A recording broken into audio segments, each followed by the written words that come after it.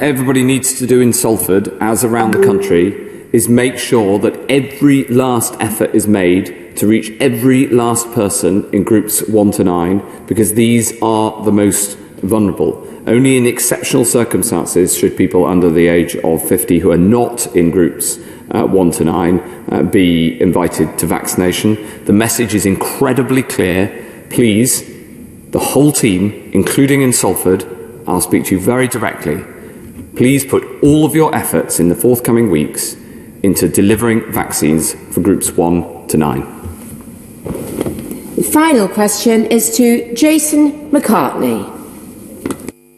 Thank you, Madam Deputy Speaker. As I'm over 50, I'm getting my Oxford AstraZeneca jab later today at my local Honley Village vaccination centre, where they've now delivered over 10,000 vaccinations.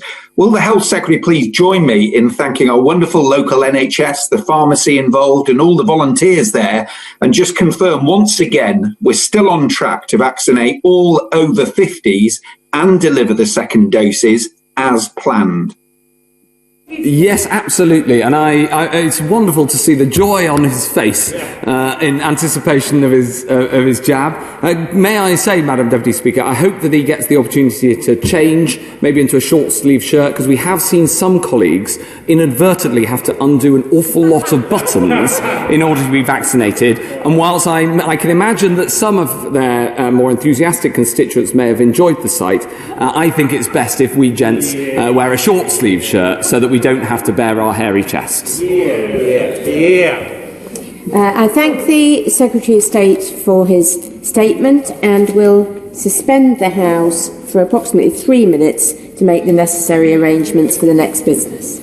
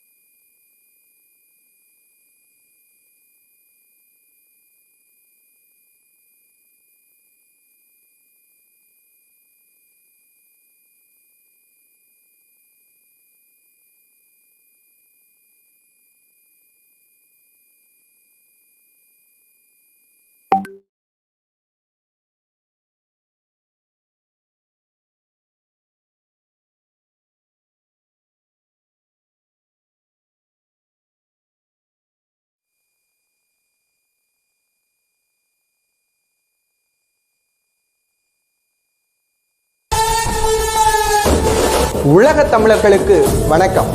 அன்னை அம்பிகையின் அறவழி போராட்டத்திற்கு கிடைத்த முதல் வெற்றி இது. இதுவரை செவிசாய்க்காத பிரித்தானிய அரசு நம் போராட்டத்திற்கு கிடைத்த பேராதரவின் பேரில் இதயத்தாலும் இணையத்தாலும் உலக தமிழினமே விவாதத்தை உற்று நோக்க தயாராக உலக தமிழர்களுக்கு வணக்கம். அன்னை அம்பிகையின் அறவழி போராட்டத்திற்கு கிடைத்த முதல் வெற்றி இது.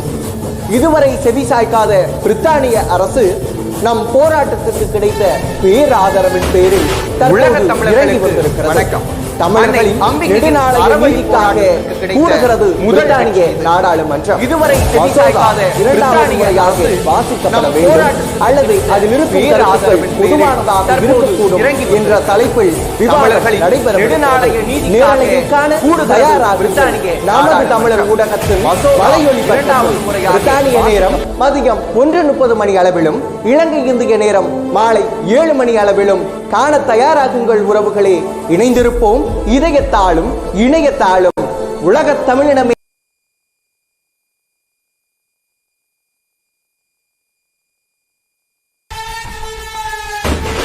உலக தமிழர்களுக்கு வணக்கம். அன்னை அம்பிகையின் அறவழி போராட்டத்திற்கு கிடைத்த முதல் வெற்றி இது.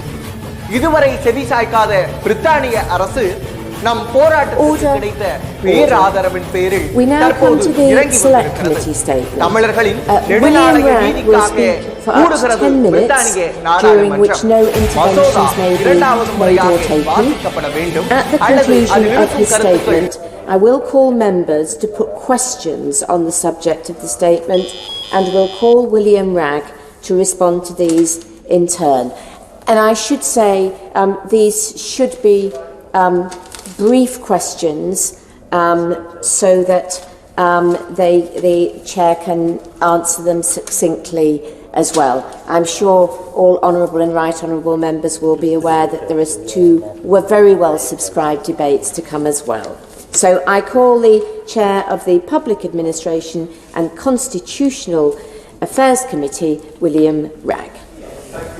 Indeed, Madam Deputy Speaker, and it's a pleasure to have the opportunity to present the Public Administration and Constitutional Affairs Committee's latest report to the House. And I thank the Backbench Business Committee for accommodating us in today's proceedings.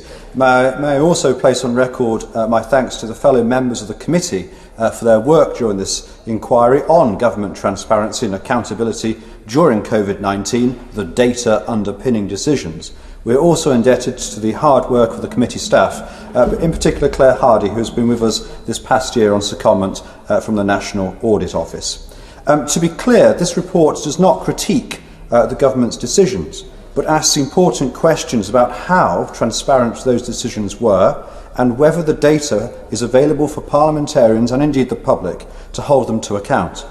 The report also examines whether data was shared with local leaders for the purpose of informing the response to the pandemic. As we say in the report, data transparency is not just a moral issue, it is integral to the success of the response to the pandemic. Transparency builds trust, and trust aids compliance with the rules. It is important to properly acknowledge the progress to date. The government has amassed enormous amounts of data from a standing start, making much of it available to the public, including on the COVID-19 dashboard and through surveys by the Office for National Statistics, including the infection survey. The report pays tribute to the hard work of public servants involved at all levels in this huge endeavour. However, while the report welcomes the publication of Sage Minutes, which we called for in a letter to the Prime Minister in May of last year, it also states that publication needs to be more consistent and timelier.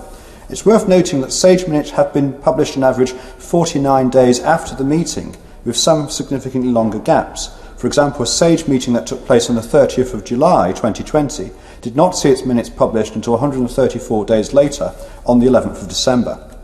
The report considers public communications, and while recognising that Downing Street press briefings have been an important exercise in gaining some democratic consent, they are not without criticism for both the use of reasonable worst-case scenarios and sometimes poorly presented data.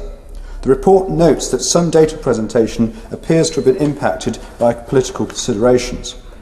The committee is very clear in its view that statistics should be used for the purpose of genuinely informing the public, and that open and honest communication builds trust, even when on occasion the government has, for whatever reason, fallen short of its promises.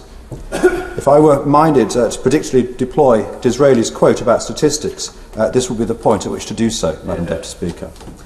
The first principle of the UK Statistics Authority Code of Practice is trustworthiness. It states that data should be presented impartially and objectively. It is, I'm afraid, evident that ministers have not always lived up to the expectations of the UK Statistics Authority Code of Practice. The report finds that creating a sense of anxiety, for example through quoting large numbers, could be counterproductive in the effort to encourage behaviour change because, to quote from one of our expert witnesses, inducing fear leads people to turn away and to turn off.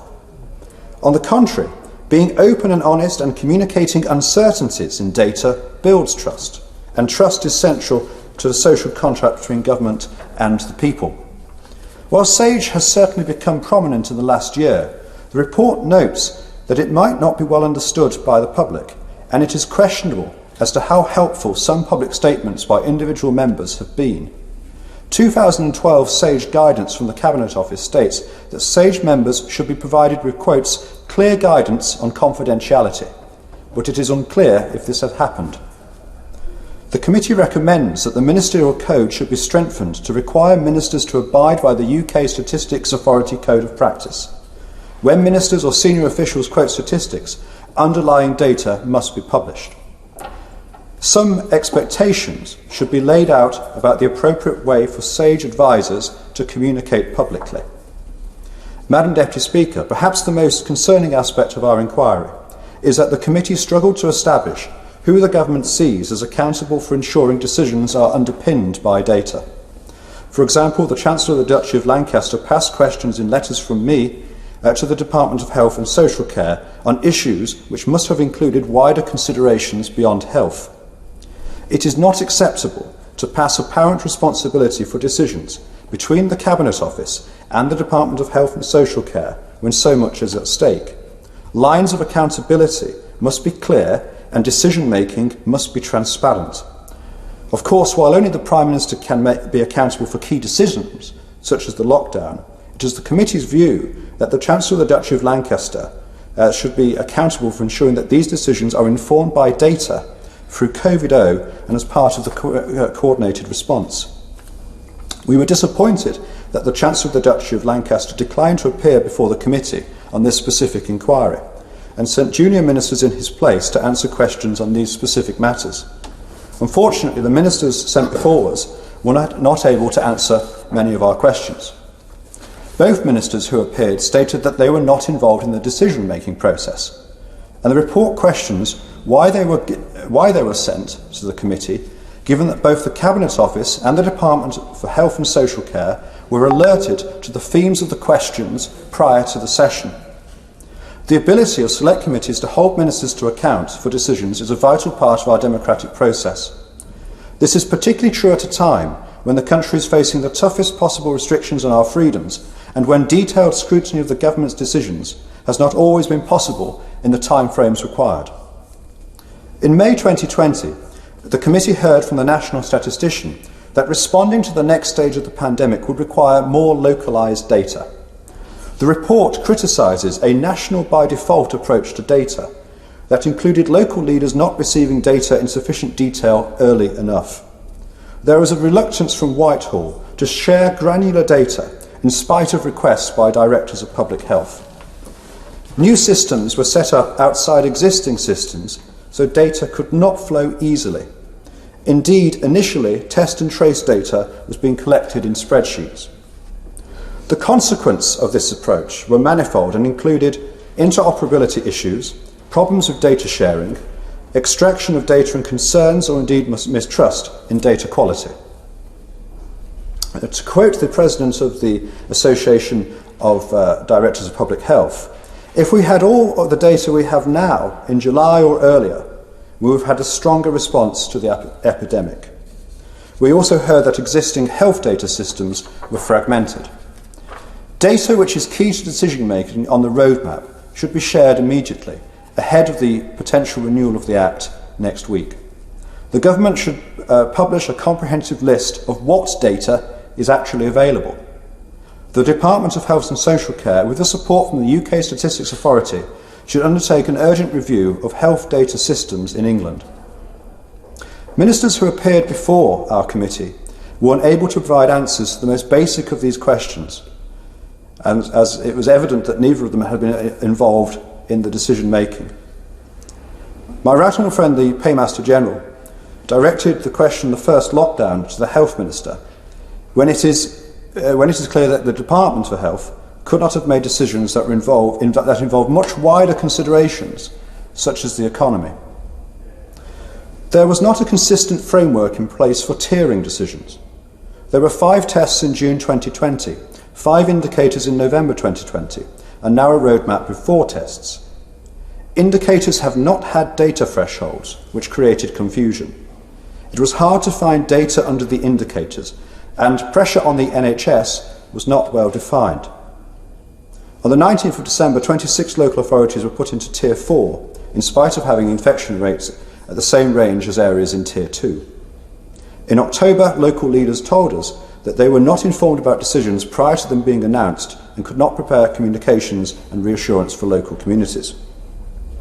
In the midst of opaque decision-making, there developed a sense of confusion and mistrust, and it very quickly became apparent that some areas had been placed into higher tiers than neighbouring areas with worse infection rates. The February roadmap contains dates, but not much in the way of data. Wording such as vaccine deployment continues successfully is not sufficient, as success is not defined. While evidence on the safety of hospitality venues is far from conclusive, The report states that the government was not clear on the evidence underpinning the decision to close hospitality in higher tiers. Fundamentally, if the government is asking businesses to close, risking jobs, livelihoods and the very survival of those businesses, it must be clear why this should happen, and the evidence outlined demonstrates that the lack of clear communication of any evidence that does exist to underpin the decisions has created frustration and mistrust. The Cabinet Office must outline the range of data and information it will use to lift the current lockdown. The priority must be a clear and consistent framework. The government should provide links from roadmap indicators to local authority level data. The government must publish thresholds aligned to the roadmap, and the government should publish the data justifying restrictions that will remain in place on businesses at each step of that roadmap. And with that, Madam Deputy Speaker, I commend the report to the House. We now go to Karen Smith. Thank you, Madam Deputy Speaker. The Chair referred to our evidence about data sharing locally and the government decision to set up new organisations. And the BMA said our devastating mortality figures could in part be a result of the failure of the government to share data. So with rates still variable across the country, how does the Chair of the Select Committee think we can ensure the government learns those lessons to include and trust local experts as we come out of lockdown? Thank you, and can I thank the Honourable Lady, the member for Bristol South, for her assiduous work as a member of the committee and for her significant input to this particular inquiry. And in answer to her question, I suspect the overriding concern by some in Whitehall and NHS England indeed was that because ideas weren't necessarily invented by them, they were mistrustful of them. And so I think it's absolutely vital that existing local expertise and indeed infrastructure should be called upon to the fullest amount than it has been in recent times. We now go via video link to Nicola Richards. Thank you, Madam Deputy Speaker. I'd like to congratulate my honourable friend, the member for Hazel Grove, on his Select Committee's report, which has an emphasis on the availability of data to the public and highlights the confusion caused when specific data underpinning decisions isn't easily available online. The government have done very well on this in the last few months, but does my honourable friend agree that further to making this data readily available, honesty about the uncertainty contained within the data is key to maintaining public trust? Thank you, and I thank my honourable friend from West Bromwich East for her question, and she highlights a very important point of our report, which is the need to be clear, open and honest about uncertainties. Sometimes we can all be guilty of wishing to have answers to every single question, perhaps like me at the moment, but I would suggest that in being able to express uncertainty and show that candour, public trust is enhanced. We now go via video link to Rachel Hopkins. Thank you, Madam Deputy Speaker. I've met with hospitality and creative arts businesses in Luton South to discuss how the pandemic has impacted their operations, and many were frustrated that the government wasn't publishing information being used, by whom and how, to inform decisions that placed restrictions on their operations, and this damaged their trust in government decision-making. So does the Chair agree that the timely publication of all the data used to make decisions on the roadmap and restrictions and clear reasons why will help rebuild trust with businesses and enable them to better plan their transition out of restrictions?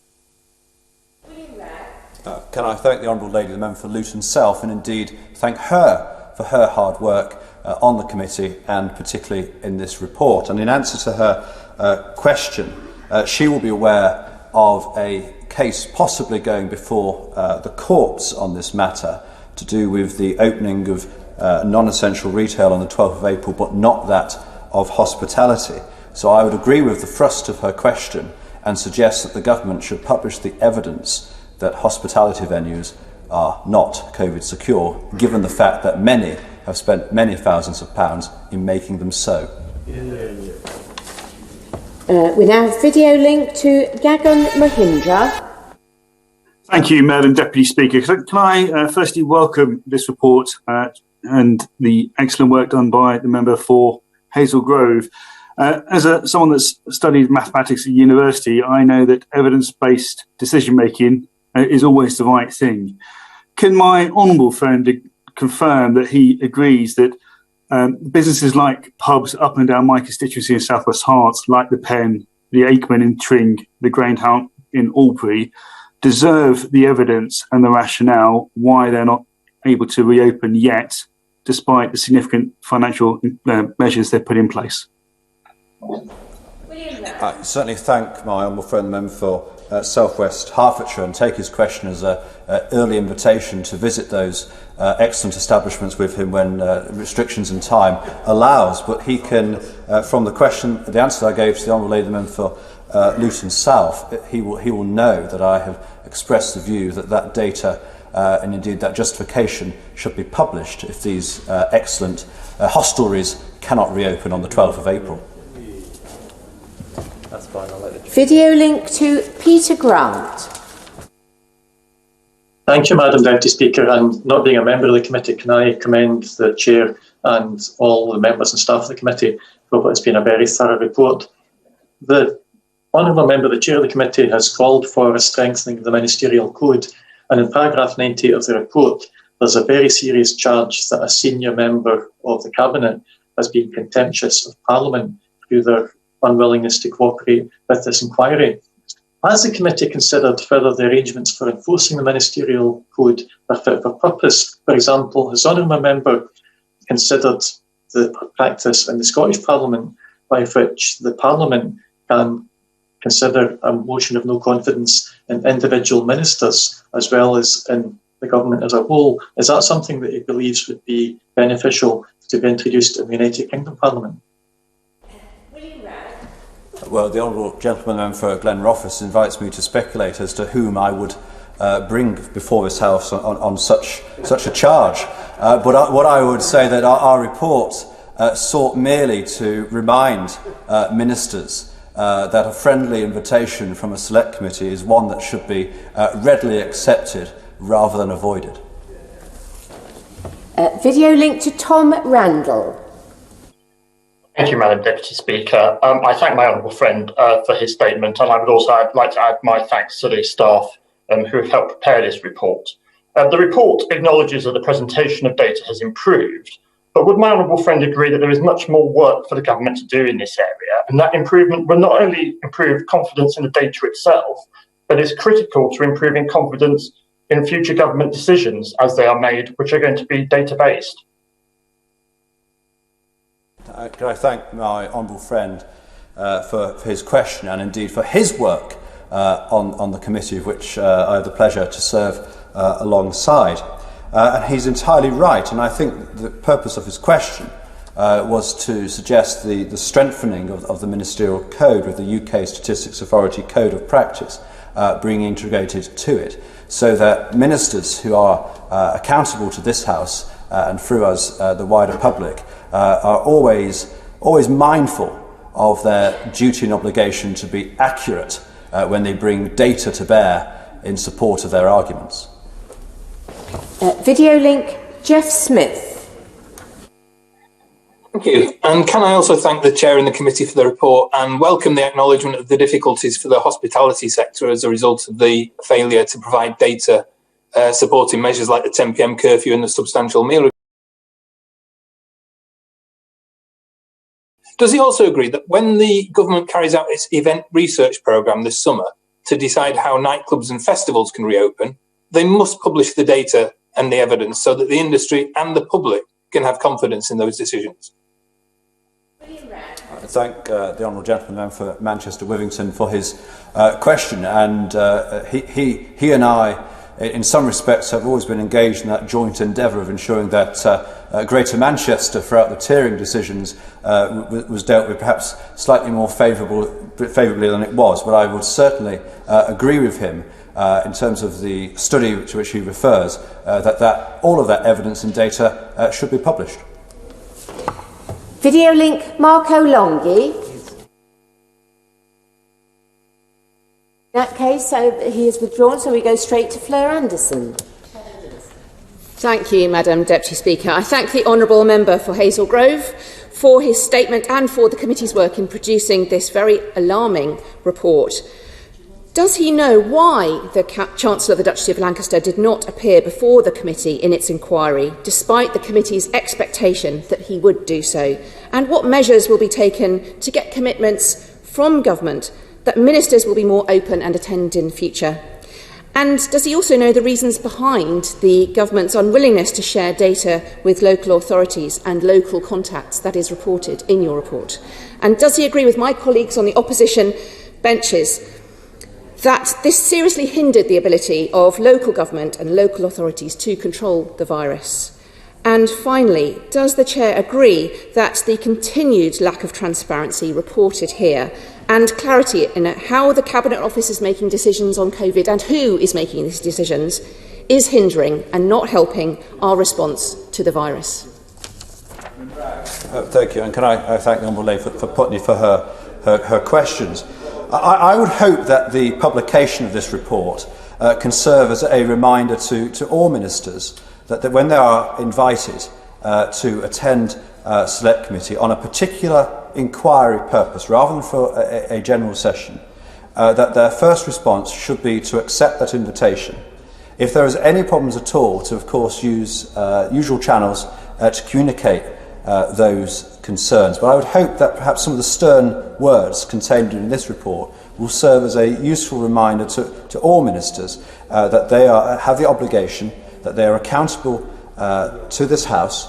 And while we do not have government by Parliament, we have parliamentary government, and that should be quite sufficiently understood by them. In answer to her other questions, particularly around the hesitancy, if I can put it that way, to share all available data at local levels, I am reassured that much of that has been put right, but there may be some more to do. It is a hypothetical question, if I could daringly accuse her of that on the latter point, but I think that it will have undoubtedly had a negative effect, certainly to the early actions to respond to the pandemic. Thank you, Mr Deputy Speaker. I want to start by thanking my honourable friend, the Chairman of the Select Committee, for bringing forward this statement and welcome the report from the committee. In regards to the tiering decisions, many times in this chamber we were pledged a consultation process, but it seemed that the word consultation was a very loose one. In that we were essentially told without any prior involvement or prior engagement without any of the data. So I wonder if my honourable friend could advise the view of the committee on this process, and if they had any recommendations on how this could be improved if the need arose. Thank you. Can I thank my honourable friend, the member Berry Sell, for his question. I've always been dubious of the phrase consultation when expressed by anybody, frankly, as a means of kicking things into long grass. I think what is actually and was required was a publication of data thresholds, so that areas could judge for themselves objectively why those tiering decisions were necessary. And I think certainly as we go forward with the roadmap, the publication of those data thresholds, which means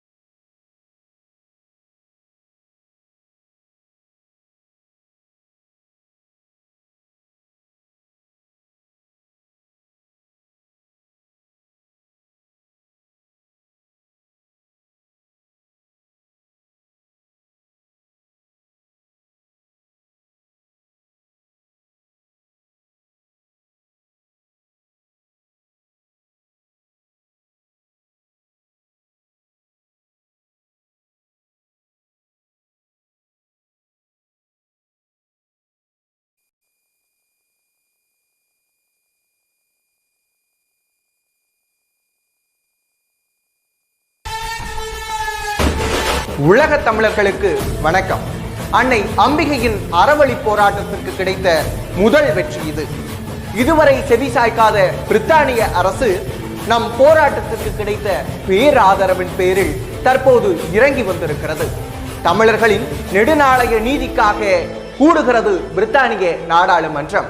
மசோதா இரண்டாவது முறையாக வாசிக்கப்பட வேண்டும் அல்லது அதில் இருக்கும் கருத்துக்கள் பொதுவானதாக இருக்கக்கூடும் என்ற தலைப்பில் விவாதம் நடைபெறவிருக்கிறது. நேரலையில் காண தயாராகுங்கள். நமது தமிழர் ஊடகத்தின் வலையொலி பக்கத்தில் பிரித்தானிய நேரம் மதியம் 1:30 மணி அளவிலும் இலங்கை இந்திய நேரம் மாலை 7 மணி அளவிலும் காண தயாராகுங்கள் உறவுகளே. இணைந்திருப்போம் இதயத்தாலும் இணையத்தாலும். உலக தமிழினமே விவாதத்தை உற்று நோக்க தயாராகுங்கள்.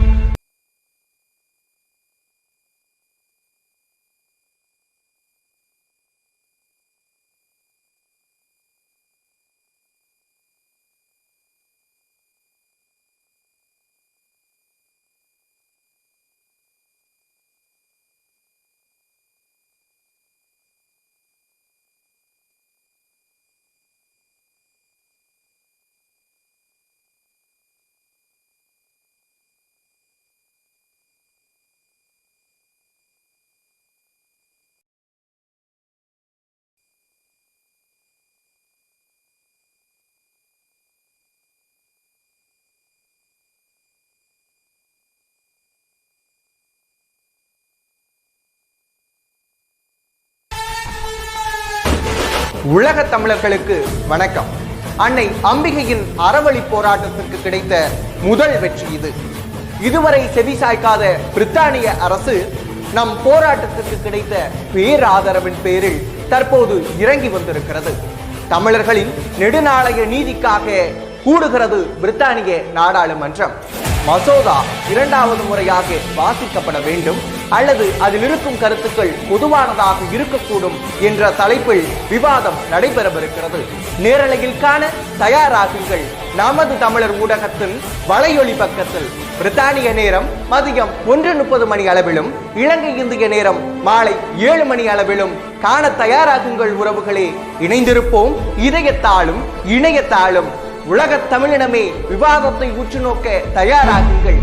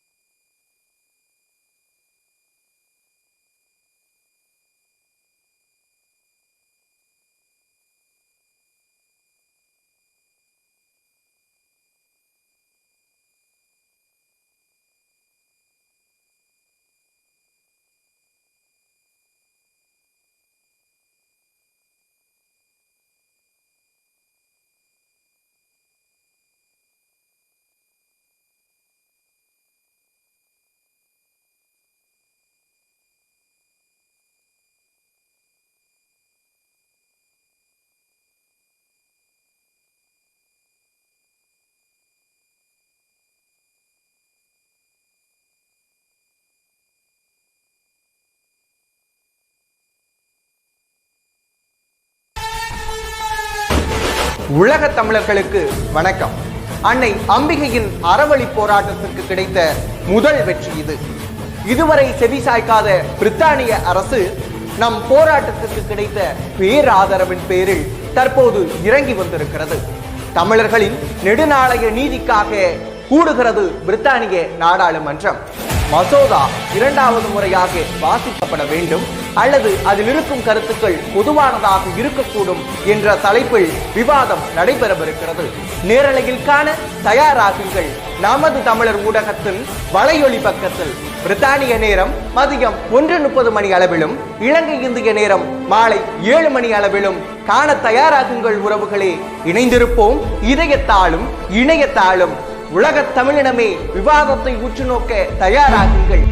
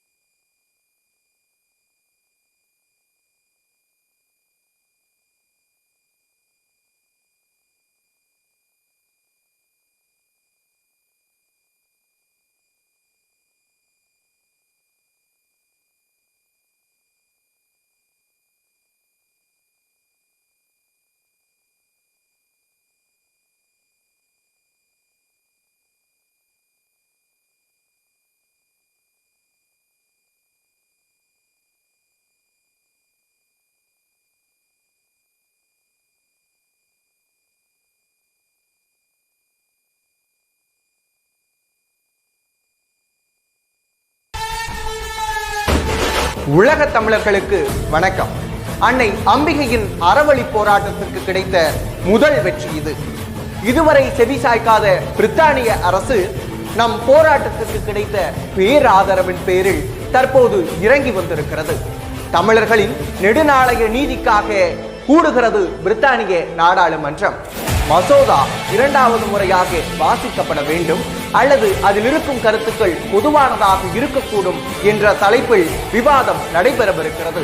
நேரலையில் காண தயாராகுங்கள் நமது தமிழர் ஊடகத்தின் வலையொலி பக்கத்தில். பிரித்தானிய நேரம் மதியம் 1:30 மணி அளவிலும் இலங்கை இந்திய நேரம் மாலை 7 மணி அளவிலும் காண தயாராகுங்கள் உறவுகளே.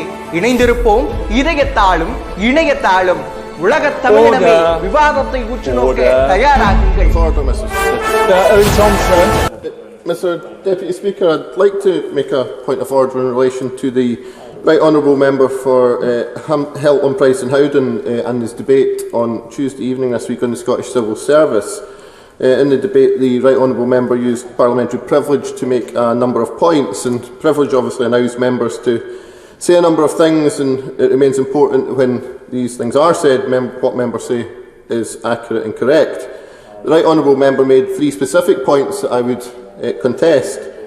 Firstly, the Right Honourable Member made reference to a message between specific members of SNP staff where Mr Salmond has claimed there was a conspiracy. It is my clear understanding that the Scottish Parliament Committee has received all of the communications between the named members of staff. Because it has used the powers it has to get them, and the committee has been widely reporting as dismissing them as irrelevant and not showing any form of conspiracy. Secondly, the Right Honourable Member made reference to a message from an individual in HR claiming interference by the First Minister's Chief of Staff, and suggested that this showed the First Minister's Chief of Staff had knowledge of complaints against Mr Salmond earlier than she had said. However, Rape Crisis Scotland yesterday issued a statement from the civil servant involved, stating that this was fundamentally untrue and are being deliberately misrepresented, and that they had not shared the details of the complaint or complainer or who was being complained about, and the Chief of Staff's actions were in line with their wishes. And finally, Mr Deputy Speaker, the Right Honourable Member claimed that civil servants had deliberately removed a document from the court. This is untrue. Let me quote the Scottish Government statement issued last night. The assertions made by the Right Honourable Member are wrong. This document was not withheld. It was provided to the court on the 21st of November 2018. All that was accidentally redacted was one email address, not a document, and this is clear in the published documents. The Right Honourable Member is right that the Scottish Parliamentary Committee needs to get the truth of this matter, and in order that mistakes are not repeated and that women are not let down in the future. But clearly this will not happen if serious allegations are made without checking the veracity of them first. In response to the Scottish Government's comments last night, the Right Honourable Member appears to have taken to social media this morning to try to move the goalposts but notably has not sought to defend his earlier accusations. Mr Deputy Speaker, the Right Honourable Member claimed in a newspaper interview yesterday that he was very careful with what he had said in the Chamber on Tuesday evening. However, it would appear that that's not been quite careful enough, and I would seek your advice on what options are available to myself and the member to ensure that the parliamentary record can be corrected. I'd like to thank the Honourable Member for his point of order and giving the Chair advance notice of that. And I know that he has given advance notice as well to the Right Honourable David Davis that he was going to make this point of order. I listened very carefully to what he's had to say, and I'm sure in saying that he believes some of the comments that were made by David Davis were untrue, that he is not saying that anybody has deliberately misled the House, and I'm grateful for an acknowledgement of that. It's not for me to comment on the accuracy of comments made by the Right Honourable Member in this adjournment debate or by the Honourable Member either in his point of order. But the Speaker has made it absolutely clear that if any member needs to correct the record, they should do so at the earliest opportunity. The Honourable Gentleman has put his points on the record, and I think we should just leave it there. We now come to the business of the day, which is the backbench business debate on the UK's commitment to reconciliation, accountability and human rights in Sri Lanka. And it may be helpful to inform the House that this debate is likely to run until about 3:45. And I call Siobhan McDonough to move. Thank you, Mr Deputy Speaker. I begin by thanking the Backbench Committee for approving the debate and the Right Honourable Member for Kingston and Surbiton and the Honourable Member for Carshalton and Wallington for co-sponsoring it. I proudly declare my interest as the Vice Chair of the All-Party Parliamentary Group for the Tamil Community. For 12 long years since the end of the Sri Lankan Civil War, I have stood alongside my Tamil constituents on the road to truth, justice and accountability. 12 years that has presented them with so many challenges, so little progress and so much pain. The images of those final days of the Civil War are scarred on my memory. No one who saw could possibly forget. The mass violation of human rights left a stain of injustice on Sri Lanka. The world looked away, but today we will not. Mr Deputy Speaker, I introduce today's debate by running through a decade-long quest for justice.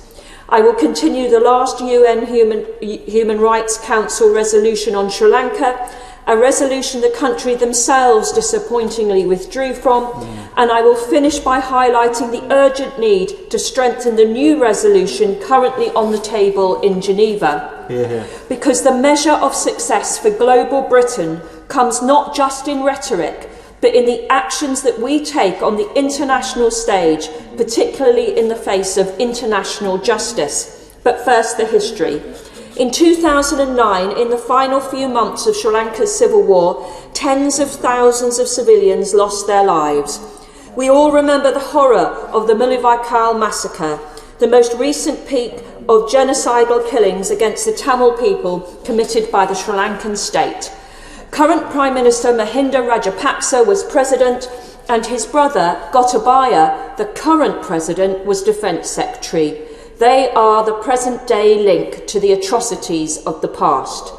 The bombing of the government-designated no-fire zone where Tamil civilians took refuge is as utterly horrifying today as it was those 12 years ago, as are the findings of the expert the government forces even systematically shelled hospitals. Mr Deputy Speaker, Amnesty International estimates that since the 1980s there have been at least 60,000 and as many as 100,000 cases of enforced disappearance in Sri Lanka, the vast majority from the Tamil community. These figures illustrate the scale of the suffering, the uncertainty surrounding the facts, and the urgent need for resolution. Members will have heard of the horror of rape, torture, and murder used during the Civil War. Stories of the mass violation of women's rights, stories that brought the UN Committee on the Elimination of Discrimination Against Women to urge investigations into sexual violence, stories we could never forget. But to this day, no one has been held accountable for international crimes committed, crimes that have led many to accuse the Sri Lankan government of genocide against the Tamil community. The pursuit of justice must now move decisively forward with more sincerity from the international community. The Human Rights Council meeting happening right now provides the perfect opportunity. Before turning to today's resolution, it is important to consider the resolution that came before. Passed in 2015 with the consensus of Sri Lanka, the previous resolution promised the establishment of a process of justice, accountability, reform and reconciliation. But 6 years on, and Sri Lanka has made clear that it has absolutely no intention of pursuing prosecutions or legal redress for war crimes. Their withdrawal from the process altogether could not have spelt this out more clearly. The little progress made rolled right back. The ongoing Human Rights Council meeting is our chance to finally secure progress, making clear that a country cannot fail to fulfil international commitments. To do so risks undermining the credibility of the Council as a mechanism of accountability. I turn to the current resolution, to which the UK is a penholder. Mr Deputy Speaker, it disappointingly falls short. First, there is no recommendation to pursue criminal accountability by referral to the International Criminal Court. I could barely believe my eyes reading the government's reasoning, citing insufficient Security Council support. Who are we to cast the veto for China or Russia before they have done so themselves? Our role on the international stage must be to send the loudest message that impunity will not be tolerated, not to preempt the inaction of other nations. Second, there is a clear need for an international, impartial and independent mechanism to investigate the most serious international crimes. The Minister may point to Resolution Operative Paragraph 6, but can he confirm whether preparation of files in order to facilitate criminal proceedings will be carried out in accordance with international criminal law standards? The resolution must absolutely clear the requirement to establish d.iaman mechanism to investigate allegations of war crimes, secure evidence, identify perpetrators and prosecute those responsible.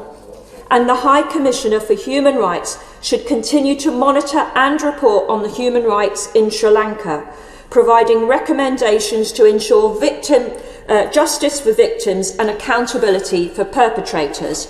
To rely, as the Foreign Office argues, on the Sri Lankan government to investigate and prosecute all allegations of gross human rights violation is simply unrealistic, falling far short of our moral responsibility. Third, sanctions. Why haven't we applied sanctions against those credibly accused of gross human rights violations? The US has designated General Silva and his immediate family over his role in the extrajudicial killing of Tamils. It's an immediate step we could take, and the Minister cannot point to a veto as an excuse for our inaction. We must ensure a coherent approach to aid, trade, diplomatic and military engagement with Sri Lanka, consistent with the international obligations to human rights. It is long overdue. But it is the present day where I now turn. Mr Deputy Speaker, human rights are again under attack in Sri Lanka, with President Rajapaksa waging a campaign of war. Many of those who face serious wartime abuse allegations have been appointed to senior government positions. Members of the Rajapaksa family hold nine ministerial roles, including 7 cabinet posts, managing almost a quarter of the budget. It's total control. President Rajapaksa even pardoned one of few members of the security forces to be convicted of human rights violations, Saja Sunanul Ratanaka. Unsurprisingly, considering his stated determination to protect so-called war heroes during the presidential campaign. This intimidation is perhaps best symbolised in January's demolition of the Mutlikaval Memorial in Jaffna University. That same month, the High Commissioner for Human Rights' damning report warned that Sri Lanka was on an alarming path towards recurrence of grave human rights violations, calling on the Human Rights Council to take strong action to promote accountability and reconciliation. And it's not just the human rights of Tamils. The Rajapaksa government even insisted on forced cremation for those who had died from coronavirus, disregarding the religious beliefs of the Christians and Muslim communities in the country. The ongoing attacks on human rights is undeniable, and as a penholder to the resolution, the world will watch closely the strength of our response. Mr. Deputy Speaker, I look around the chamber and unless I'm mistaken, I cannot see the Foreign Secretary. Perhaps I shouldn't be surprised. He repeatedly declined to meet with the APPG for Tamils in the build-up to the Council meeting. Minister, with all due respect, where is he? Under the last Labour government, our Foreign Secretary personally flew to Sri Lanka at the end of the Civil War, pressing for a ceasefire. His absence not only today, but in the months leading up to the Human Rights Council meeting will be felt strongly by the Tamil community. And it is to them that I am turning before concluding. There are 500,000 Tamils across the UK. They are hard-working, respectful and dedicated community who have my utmost respect.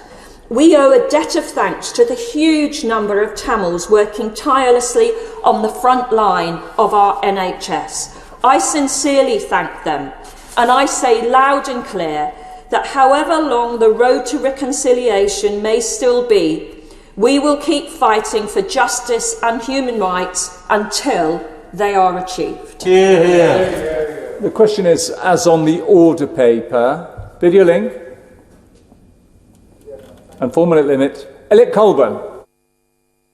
Thank you, Mr. Deputy Speaker, and thanks also to the Backbench Business Committee for scheduling this debate this afternoon, and indeed to my constituency neighbour, the member for Mitcham and Morden, for opening this afternoon's debate so well. As chair of the APPG for Tamils, and indeed as the largest ethnic minority group in Carshalton and Wallington is Tamil, I'm especially pleased to be speaking in this afternoon's debate to urge the government to do all it can to secure peace and accountability in Sri Lanka. I want to thank colleagues from across the House who've worked with me on the APPG this past year, and to Tamils from Carshalton and Wallington, the United Kingdom and around the world who have been in touch with us and shared their stories. In the short time I've got available to me, which isn't nearly enough to cover everything, I will try to get straight to the point. 6 years ago, it was the UK government who paved the way in addressing human rights abuses in Sri Lanka and successfully pushed for UN resolutions to pursue accountability and reconciliation on the island. UN resolutions that the then Sri Lankan government signed up to. However, sadly, since that time, Sri Lanka have withdrawn their support for these resolutions, and the evidence collected by the APPG from the many evidence sessions we've had this past year have painted a very worrying story of the picture on the ground. As the member for Mitcham and Morden has outlined, recent infringements on human rights have been on the rise. These have included the forced cremations of COVID-19 victims, regardless of their religious beliefs, causing grief and anguish to Sri Lankan Christians, Muslims, and others. The Police Criminal Investigation Department has been repeatedly visiting members of advocacy groups on the island who are campaigning for justice following the disappearance of their family members during the war. The Terrorism Investigation Department has been increasing state surveillance culture, especially in the North Tamil populated part of the island. The state-supported demolition of a Tamil memorial monument at Jaffna University and attempts to prevent Tamil memorial events from taking place at all have been causing anguish amongst the community. Occupying private land in the name of security, and so much more.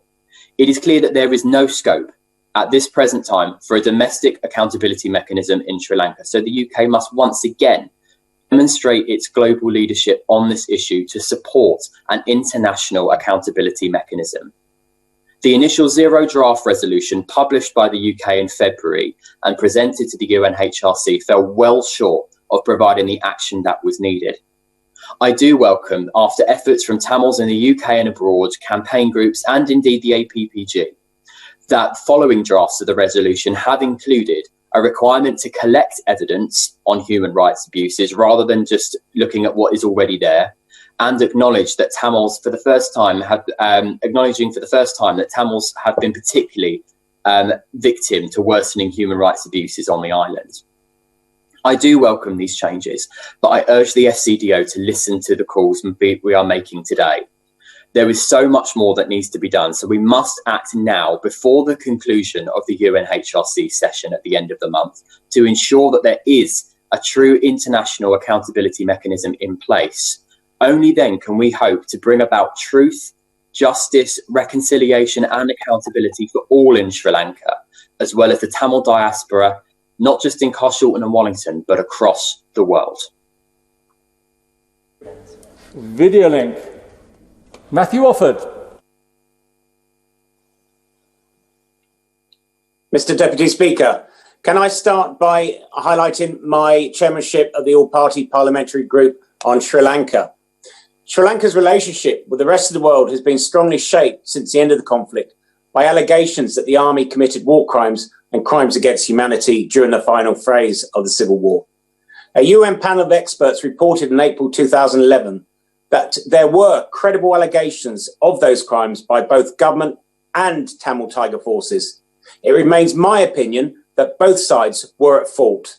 However, I do regret the government of Sri Lanka's decision to withdraw support for the UNHCR resolution 30/1 and note that previous domestic initiatives have failed to deliver meaningful accountability. Therefore, I urge the Sri Lankan government to engage in a process that has the confidence of all on the island. But it would be remiss to state that the current Sri Lankan government has failed to act. The Office of Missing Persons and the Office for Reparations are to be retained and strengthened so that communities may build trust. It will be good to see reform of the Prevention of Terrorism Act and progress on the release of political prisoners too. We must act as a critical friend to the country. We need to help to strengthen democratic institutions, and we must trust Sri Lanka to develop their own judicial and non-judicial mechanisms. Since the end of the conflict, reconciliation has occurred between Sinhala, Tamil, and Muslim communities. People are able to live wherever they wish. They benefit from state resources such as free education and health services. Private land that was occupied by the military has been returned, and former conflict areas have been demined with assistance from the United Kingdom. And over 12,000 ex-LTTE cadres have been rehabilitated.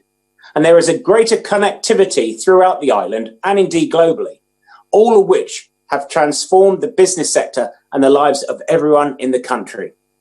But we should remember that resolution and accountability are not a panacea to address underlying tensions. Questions about how to address the legacy of the Sri Lankan conflict, what kind of justice is attainable, how should the victims of violations be treated in the process, what might punishment look like, and how can justice play a constructive role in forging a lasting peace must all be answered. Draft legislation for a Truth and Reconciliation Commission had been prepared under the previous Sri Lankan government, and this is an area which could be revisited.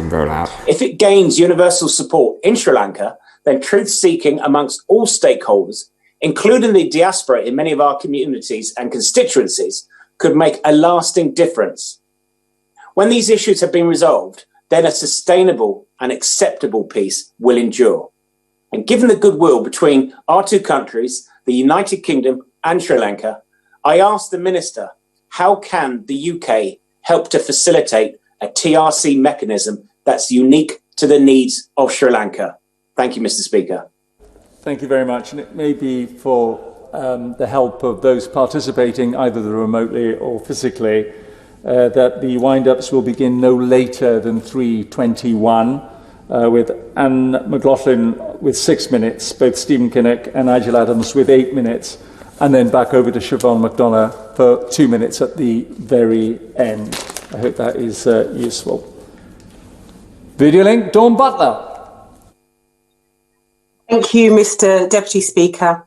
I'd like to thank the members for Mitcham and Morden for her warm and powerful opening to this debate, the members for Carshalton and Wallington and Kingston and Surbiton for securing this debate. Mr Deputy Speaker, Ambihai Selvaguma, also known lovingly as Ambi, is a director of the International Centre for Prevention of Genocide.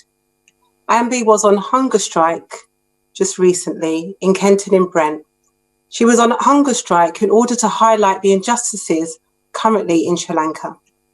Ambi campaign, in her own words, is a demand for justice for the genocide of Tamils carried out by the Sri Lankan state. Ambi's protest sparked a number of solidarity hunger strikes across the northeast. I hope when the Minister gets to his feet that he will address Ambi's 4 demands, which are: 1. Recommend to the UN Security Council and the UN General Assembly that Sri Lanka be referred to the International Criminal Court and take steps to effectively investigate charges of war crimes and crimes against humanity and genocide. 2.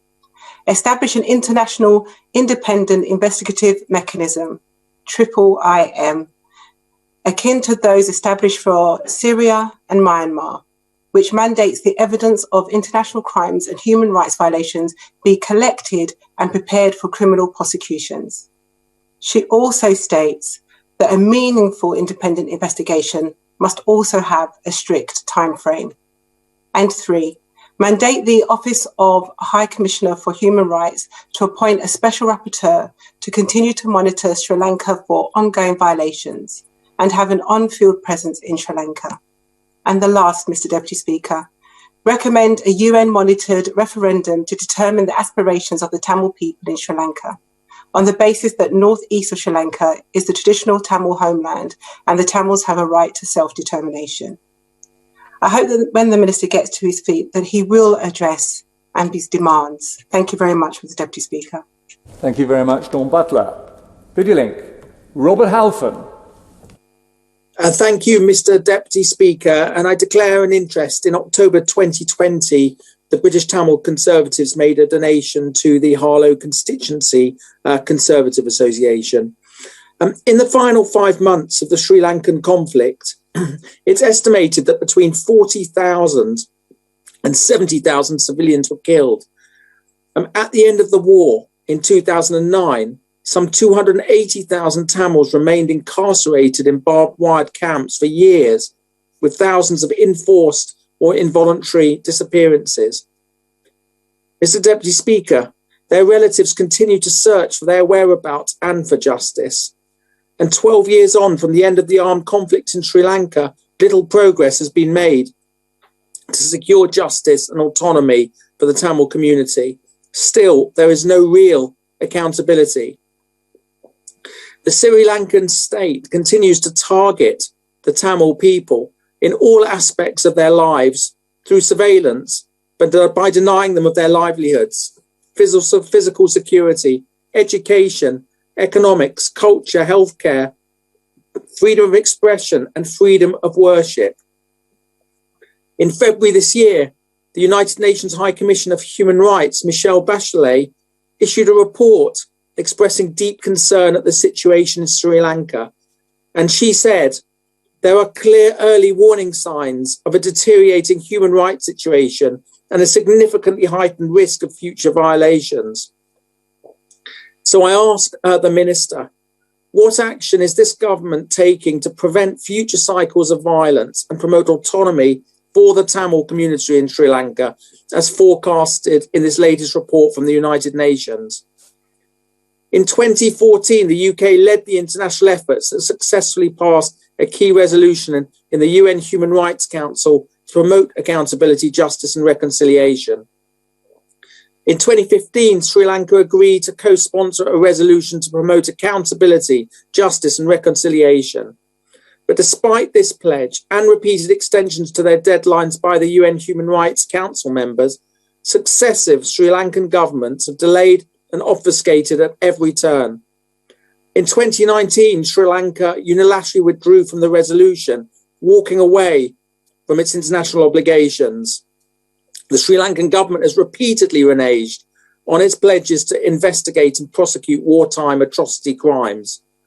Now is the time for strong international action, led by the UK once again, to secure justice for the Tamil community, recognition of the genocide, and a proper accountability mechanism. In February, tens of thousands of people joined one of the largest rallies in the Tamil homeland since the end of armed conflict in 2009. They marched for 5 days from the east to the north of the island, calling for justice. That same month, 500 British Tamil organisations wrote to our Foreign Secretary seeking an independent mechanism for evidence collection and the referral of Sri Lanka to the International Criminal Court. 12 long years have passed. I urge the Minister to listen to the Tamil community here in the UK and in Sri Lanka to recognise the genocide, secure justice for the Tamil community by taking on board the recommendation of the UN's High Commissioner for Human Rights and refer Sri Lanka to the International Criminal Court. Thank you. Video link. Ed Davey.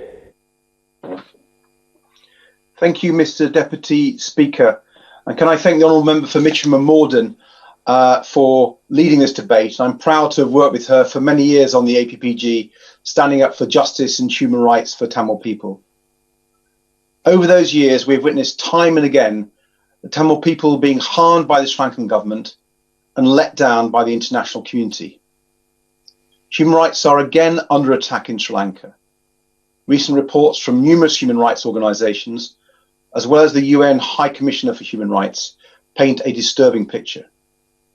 From the appalling treatment of Sri Lanka's Muslim and Christian communities during COVID, when the Sri Lankan government for months prevented burials of their dead in the traditional manner, to the continuing human rights abuses against the Tamil population across the island, things are getting worse as the international community wrings its hands. It is clear that domestic mechanisms for accountability in Sri Lanka have failed again in recent years. They just cannot be relied on. An international mechanism has always been needed to enable allegations of genocide, war crimes, and human rights abuses to be properly examined and investigated. Many of us have campaigned for such a mechanism for nearly 12 years since the end of the Civil War. Eventually, the United Nations Human Rights Council for Human Rights, the Sri Lankan government signed up to a mechanism, albeit one involving significant compromise by those of us who felt it didn't go far enough and who didn't trust the Sri Lankan government to deliver. Sadly, time has proven us right. The Sri Lankans didn't deliver on any of the promises made to the international community, and then last March walked away totally. It's clear the Sri Lankan government will just continue to deny, to delay, and to evade. That's why we urgently need a new international solution. The 46th session of the UN Human Rights Council is currently underway, giving the UK the opportunity to demand accountability in Sri Lanka. But regrettably, the draft resolution on Sri Lanka totally fails to rise to the challenge, even though the UK is a leader of the core group. As it stands, the draft resolution is too vague and lacks robust commitment to international accountability mechanisms. Section 6 in the resolution is simply far too weak. That's why Liberal Democrats continue to call on the UK government to work with international partners to ensure a proper international independent investigative mechanism to establish what is happening in Sri Lanka. There must be a robust international mechanism which ensures that evidence can be collected and files can be prepared for prosecution. The British Tamil community is growing frustrated at the lack of meaningful progress in finding justice, and I share this frustration. So it's time for the UK to also undertake bilateral actions to push for accountability. I've long called for an end to arms exports to Sri Lanka. With Sri Lanka listed as a human rights priority country in the Foreign Office's own recent annual human rights report, it's preposterous that arms exports are still not banned. And the government should look at Magnitsky-style sanctions against individuals involved in perpetrating human rights abuses. The truth is, Sri Lanka is part of the global struggle between the US and China. It's part of the geopolitics of our world. And it's time that democratic countries work together to support the democratic and human rights of the Tamil people and stopped allowing the Sri Lankan government to become increasingly under the influence of Beijing. It's time we stood up for the human rights of the Tamil people. Teresa Villiers. Thank you. I draw attention to my entry on the register of members' interests regarding a visit I made almost exactly a year ago to the UN HRC in Geneva to make the case for justice for the Tamil people. Terrible crimes were committed during the conflict in Sri Lanka. Over a decade later, as we've heard today, human rights abuses against Tamils persist. In a deeply worrying report in January, High Commissioner for Human Rights Michelle Bachelet highlights accelerating militarization of civilian governmental functions, reversal of important constitutional safeguards, and political obstruction of accountability, exclusionary rhetoric, and intimidation of civil society. Mr. Deputy Speaker, domestic initiatives to secure accountability for war crimes have failed to produce results, and Ms. Bachelet fears this entrenched impunity could contribute to past crimes being repeated. Not one of the individual cases identified by the UN as emblematic has led to a successful prosecution. In one of the few cases where a member of the military was convicted for murdering a Tamil, President Rajapaksa chose to issue a pardon. Some of those implicated in war crimes have even been appointed to senior positions. Over 40 civil society institutions have reported harassment and surveillance. Reporters Without Borders point to, quotes, an alarming resurgence in attacks on Tamil journalists. The Office of the UN High Commissioner continues to receive credible evidence of abductions, torture and gender-based violence by security forces.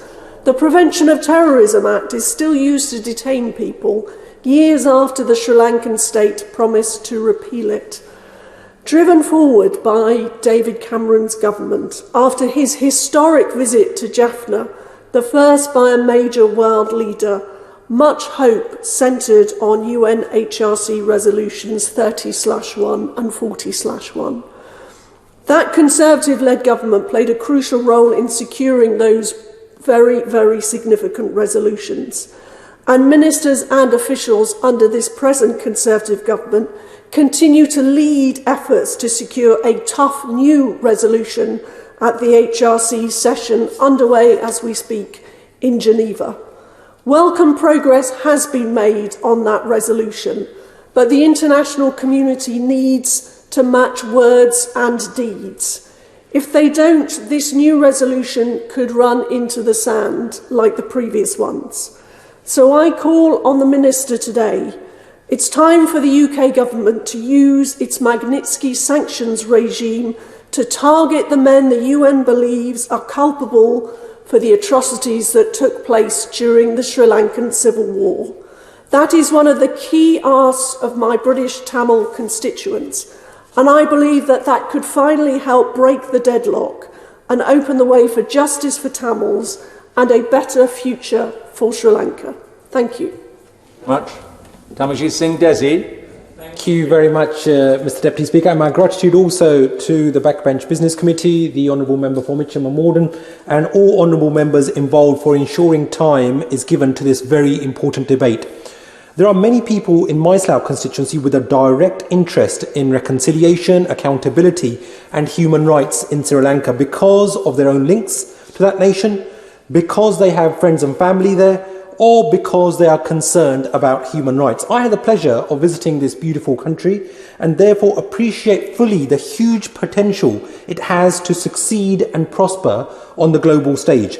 However, since the end of the tragic civil war in 2009, there has sadly not been the construction of robust human rights institutions and legal frameworks needed. And attempts at truth and reconciliation have been unsatisfactory, especially the withdrawal by the Sri Lankan government from the UN Human Rights Council Resolution 30/1.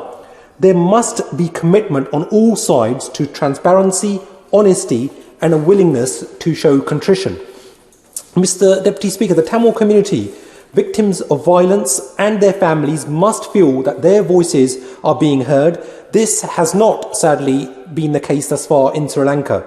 Within the limited time available and without wanting to repeat what other honourable members have mentioned, I want to address one very specific abuse of human rights, an issue of huge concern to Sri Lankan Muslims, Christians and other faith communities, and one which I raised just earlier this month with the Foreign Office Minister, the forced cremation of those who have died from coronavirus. As the House will know, cremation of a human body is forbidden in some religions, including Islam. The Holy Quran sanctifies the human body as made by God and forbids cremation because it contends that human remains must return to the earth. But widespread reports indicate that Sri Lankan authorities have been cremating all COVID-19 victims, regardless of religion. The Sri Lankan government's chief epidemiologist claimed that burials would, and I quote, contaminate ground drinking water.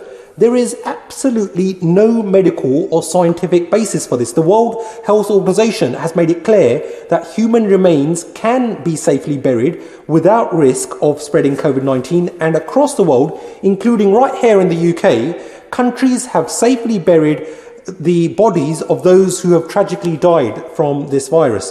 And whilst reports indicate that these measures are being reversed, albeit not to full satisfaction yet, this has been seen by many as being in the broader context of oppression of minorities in Sri Lanka, including Hindus, Muslims, Christians, Tamils and others.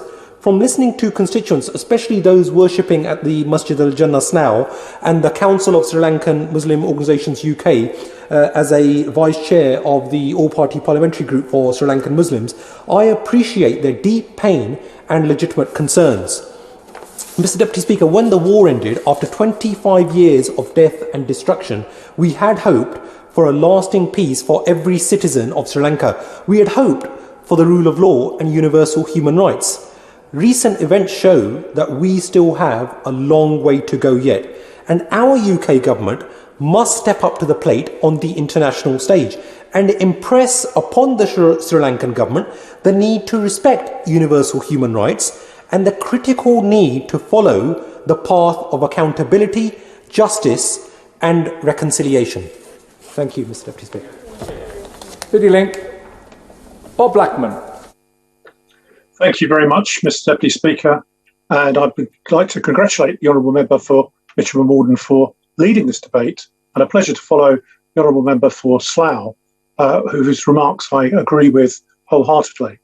I declare my interest as an officer of the all-party parliamentary groups, both for Tamils, Sri Lanka, and chairing that for the Council of Sri Lankan Mosques. Now, the reality is that Sri Lanka was blighted and torn apart by a terrible, bloody civil war. And 12 years on from that ending, there are still many people who are unaccounted for. We don't know what happened to them, whether they were killed, whether they're in graves somewhere, or whether they're dispersed around the world.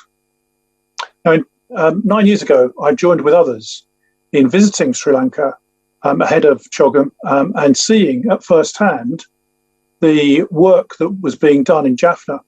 And that heralded the visit then by former Prime Minister David Cameron, which was deeply a historic visit.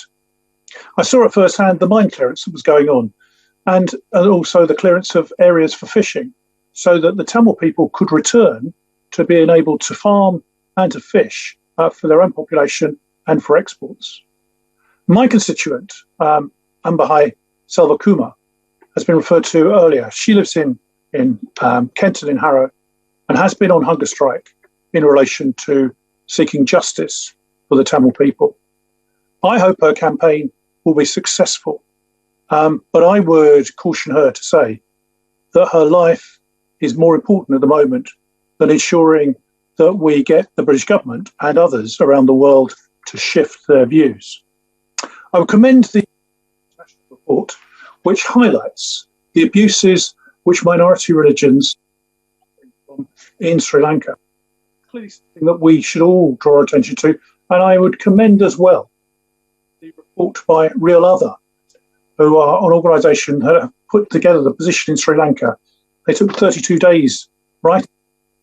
It draws not just to the forced cremation issues, but also the other suffering that the Muslim minority are in Sri Lanka right now.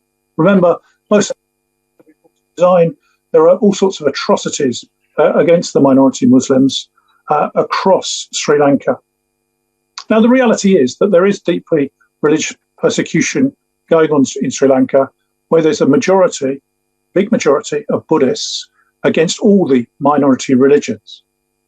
I was recently able to lead a virtual delegation to the UN Human Rights Council on behalf of Cosmos and actually draw attention of the Human Rights Council to the atrocities being subjected to the Muslim minority in Sri Lanka. It is key that the resolutions that the Human Rights Council are strengthened.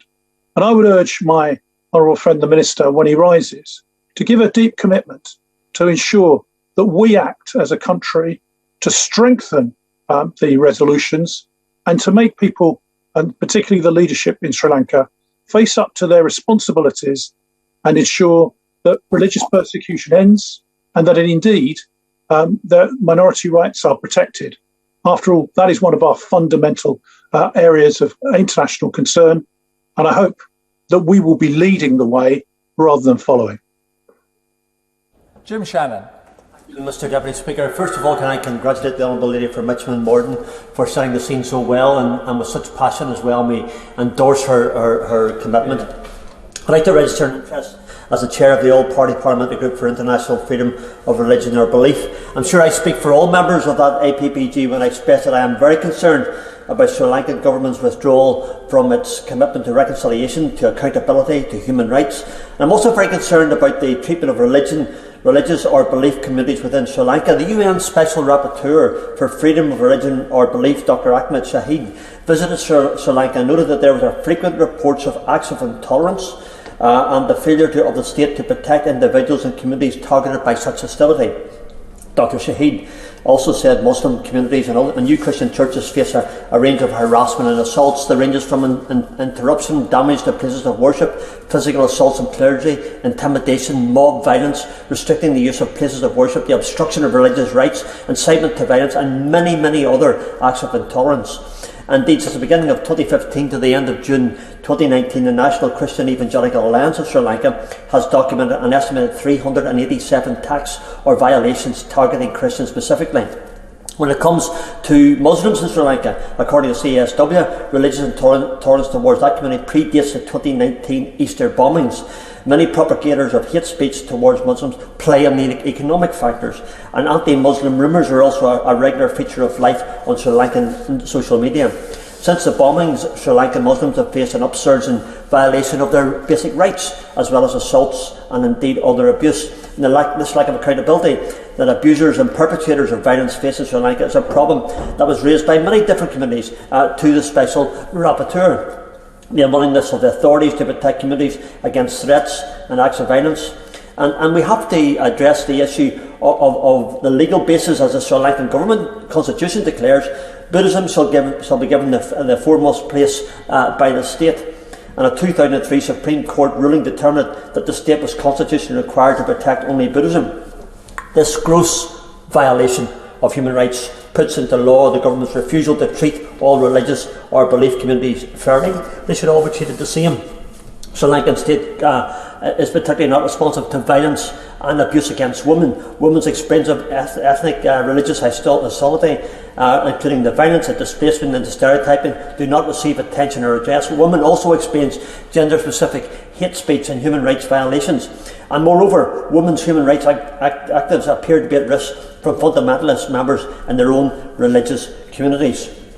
I, as others have said, expressed some concern over the government forcing cremation upon Muslims and Christians and loads of other ethnic groups, and this, I believe, is against the human rights of every one of those different religions. And to be based on absolutely no scientific or medical evidence, I think also gives me great concern. I would like to see that those in position of power are to be made accountable for their war crimes, by bringing them to court, take away their assets and their travel bans. And Sri Lanka, with the influence of hate speech, legal discrimination and impunity for violent actors, will only serve to cause more conflict and violence in Sri Lanka in the long run. I always like to leave a scripture text, Mr Deputy Speaker. I do that in all these debates because it's important to do so. Galatians chapter 6 verses 2, and it says, it urges us, every one of us, let each of you look not only to his own interests, but also to the interests of others. The people of Sri Lanka, I believe, are crying out for that very help. I urge the Minister, for the sake of every community in Sri Lanka, to use all channels available to him to encourage his Sri Lankan counterparts to commit to UN Human Rights Council resolution of the 30th of March and to the protection of freedom of religion or belief for all. We are here to speak up for those who have no voice. Thank you. City Link, Chris Grayling. Thank you, Mr Deputy Speaker, and can I congratulate not just the Honourable Lady for Mitcham and Morden, but a collection of near neighbours of mine to the north for securing this speech. I do, Mr Deputy Speaker, have a vivid memory of being in Sri Lanka a few years ago as warplanes passed overhead, heading in the direction of the Tamil areas of the country. A very stark reminder of the turmoil that country has experienced. And whilst I'm in no doubt that there was sometimes dreadful deeds on both sides of the civil war, it is the plight of the Tamil community particularly which rightly attracts international concern. And I remember particularly that concern taking David Cameron to Jaffna when he was Prime Minister. It's concern which is rightly shared by politicians across this House today. There can be no winners from the racial strife that continues to dog Sri Lanka today, and nor is it easy to see how that strife can end without accountability for what happened and genuine efforts for reconciliation between the two communities. And I know from my own constituency and the Tamil community that lives and worships here, how strong the sense of resentment and anger still is amongst that community, and also how very real and strong the concerns are for surviving relatives still in Sri Lanka. Many of my constituents lost relatives during the Civil War. Many of them still fear for relatives in today's Sri Lanka, where it's clear that the pressures on the Tamil community have not gone away. It is a tragedy. I also represent a community with members of the Sinhalese community living and working in it, playing an important part, for example, in our NHS. These are communities that should be able, back in Sri Lanka, to find a way of living alongside each other in peace and friendship. But unless that can eventually happen, there will be no long-term stability for the country. So I welcome the UK's move to lead the UNHRC resolution on Sri Lanka. That resolution would provide a framework for continued international engagement on human rights and post-conflict accountability. It calls on the government of Sri Lanka to investigate and prosecute all allegations of gross human rights violations and serious violations of international law, and it highlights concerns about the human rights situation, including particularly concerns about the protection of Tamils. And I'd say today, these are the minimum necessary to start Sri Lanka back on the road to justice and stability. Now, we've heard quite a bit this afternoon about the hunger strike by Mrs. Selva Kumar here in the UK to highlight the need for action on Sri Lanka. But whether or not you support the approach that she took, and I happen to agree with the member for Harrow about the importance of her life, the fact that she chose to do this serves to underline the frustration in the Tamil community about how much still has to be done. And it's my hope, Mr. Deputy Speaker, that the Sri Lankan government is listening to this debate, listening to the cross-party contributions, because this is an issue that unites members on all sides of the House. I hope that they will be provoked to think about their future and what's in the interest of their country. Because in the end, no government succeeds by failing to respect the rights of all of its citizens. In the end, the damage to its international reputation feeds through to its economy and to all other aspects of its interaction with the world. So it really is time now for the government in Colombo to act in its national interest, to recognise the deep international concern about what has happened and what is still happening, and once and for all put things right. Because unless there is justice in Sri Lanka for everyone, and justice for all those members of the Tamil community, that potentially great country will never in reality be able to fulfil its potential. And I have to say, Mr. Deputy Speaker, without justice, its reputation in the world will remain seriously tarnished. Thank you. Thank you. Sam Terry. Thank you, Mr. Deputy Speaker, and thank you to my honourable friend Mitcham and Morden for securing this important debate, important to so many people in Ilford, both north and south. 12 years we now are, Mr. Speaker, after the end of the armed conflict in Sri Lanka, and the latest UN report on the country's human rights situation paints an extremely worrying picture. Since 2019, the situation in Sri Lanka has rapidly deteriorated. Widespread reports of torture and oppression, the reintroduction of the death penalty for certain drug offences, antagonistic behaviour such as demolition of the Mulivaikal Memorial at the University of Jaffna, and the appointment of military officials such as General Silva to positions of authority are deeply troubling to people across Ilford. And in 2015, the UN Office of the High Commissioner for Human Rights completed a thorough investigation into the abuses by all parties in the Sri Lankan armed conflict, mandated by a UN Human Rights Council resolution, and it found strong and corroborated evidence that the 58th Division, led by Shavendra Silva, had extrajudicially executed surrendering soldiers and shelled marked civilian hospitals. The Sri Lankan government recently passed the 20th Amendment to the Constitution, which is seen by many as a significant challenge to democratic governance. The amendment, which has been opposed by civil society and religious leaders, removes almost all checks on the power of the executive president. Campaign groups say that this also further undermines the judiciary's independence by allowing the president complete control over senior judicial appointments. And in her latest report, the UN Human Rights Commissioner said that she is deeply concerned about the increased use of ethno-nationalistic and majoritarian rhetoric and symbols by the President, and other senior government figures have warned of return to violence. She also called for a referral to the ICC and targeted sanctions against Sri Lankan officials found in contravention of human rights.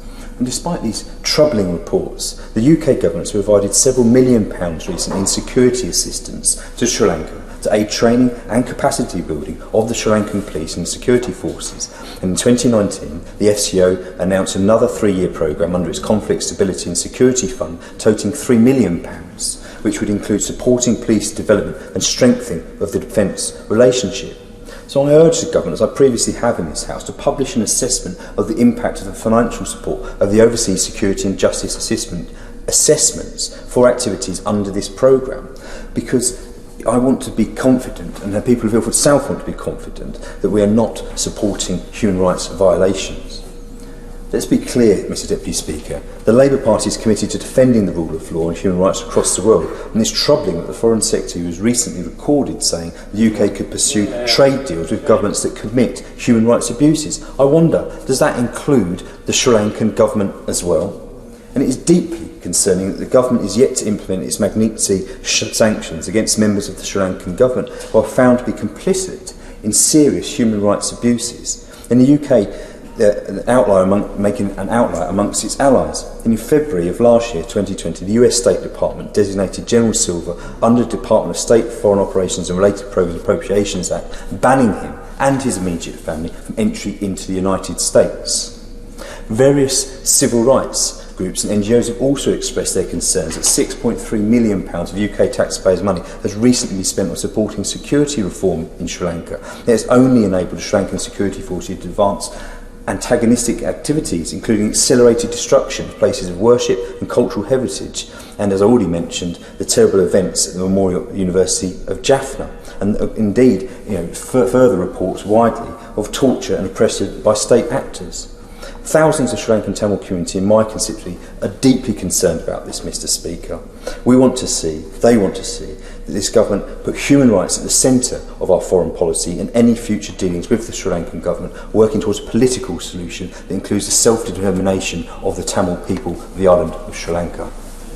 Senator Magnell. Thank you, Mr Deputy Speaker, and can I congratulate the Honourable Member from Mitcham and Morden in securing this debate and for her work both in this chamber and in Westminster Hall debates in raising this point, and it's a pleasure to be able to take part. And if I may also associate myself with the words from the member for Chipping Barnet in relation to the Magnitsky Act and making sure that we use the full potential to ensure that we can bring people to justice who are committing human rights violations. And as ever, it's always a pleasure to be in the same debates as the member for Strangford, and I appreciate what he said. Mr Deputy Speaker, I stand as a chair of the all-party parliamentary group on preventing sexual violence, and I'd like to address in the course of my remarks how we could use the PSVI initiative to tackle some of the human rights violations and abuses that have been identified by so many members of this House. But of course, by background, and many have already said it, the progress that has been made since 2009 has been incredibly limited. And in fact, the Sri Lankan government's decision to reverse their position is one of grave concern. In recent weeks and months, we've heard the Foreign Secretary talk about the need for the UNHCR to restore its reputation, to make sure that it acts on human rights violations.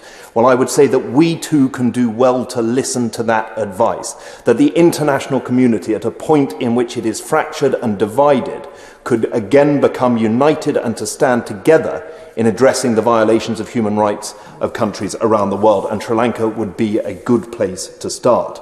A recent report from the UN states that there continues to be credible allegations through well-known human rights organisations of abductions, tortures and sexual violence by Sri Lankan security forces. And since the adoption of Resolution 31, including in the past year. Now, the Preventing Sexual Violence in Conflict initiative was set up on the basis of helping those who are, as it says in the name, who have endured sexual violence in conflict and crisis zones. And the UK, when it set it up in 2012 and 2014, was able to engage international cooperation to be able to ensure that resolutions in the UN could pass, but that documentation could be provided of crimes that are going on across the globe, that survivors could be supported, and that potential prosecutions in future years could be delivered. Now, if the organisations that are currently set up are failing to deliver that, then could I suggest that we push forward to create our own new international body that can help document these crimes, can help support survivors, and can help lead international prosecutions. Out of every great conflict and crisis that has happened throughout mankind, great new reforming bodies have come, and this should be no exception. I'd like to make two final points in the time that I have. Is that this year there is the Commonwealth Heads of Government in Rwanda, and we, as always has been the case, we should be able to speak truth to our friends. It would be a missed opportunity for us to not speak clearly at the Commonwealth Heads of Government mission in Rwanda about what has happened in Rwanda, to ensure that there can be cooperation to be able to address the human rights violations that have happened. And secondly, to make sure that at the G7 we are raising these issues, to be able to provide the support for those who have endured human rights violations, to ensure that those perpetrators are brought to justice, to ensure that the culture of impunity is shattered.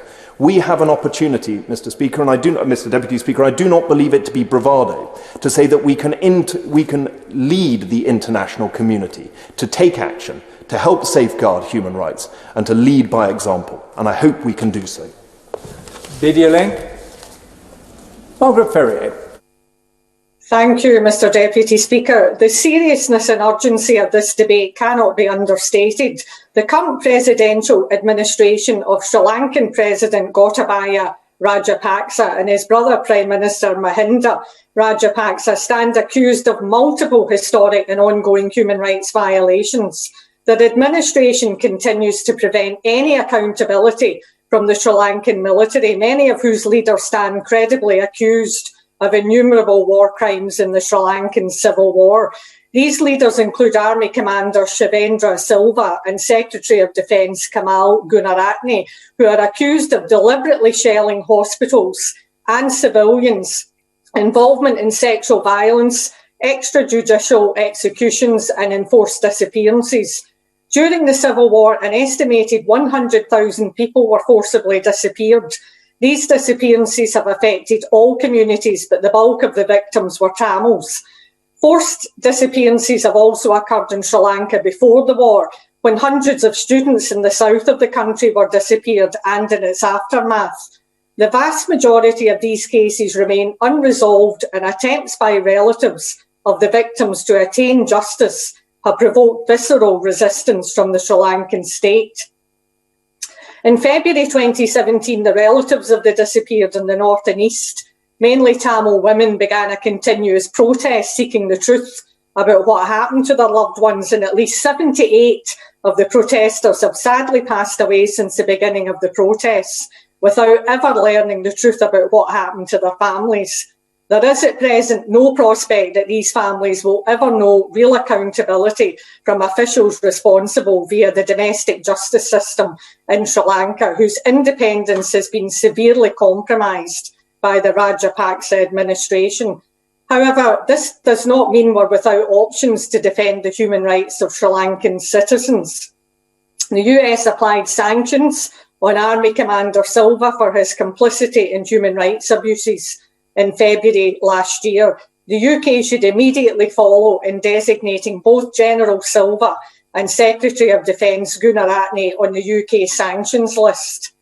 Furthermore, given the Sri Lankan military's continued complicity in preventing any real accountability for historic and ongoing crimes against humanity, we should immediately halt UK defence engagement with the Sri Lanka Armed Forces and withdraw our resident defence advisor in Colombo. This post was established in January 2019, and I quote, to hasten the development of a modern, accountable and human rights compliant military. But all the post is created as a legitimation mechanism for the Sri Lankan military and state. The UK has a long record of training Sri Lankan military and security forces on human rights issues, but there's no evidence of significant changes in the approach of the military to human rights, nor effective vetting or accountability in the army for those accused of serious human rights violations. The UK cannot remain complicit in these grievous crimes.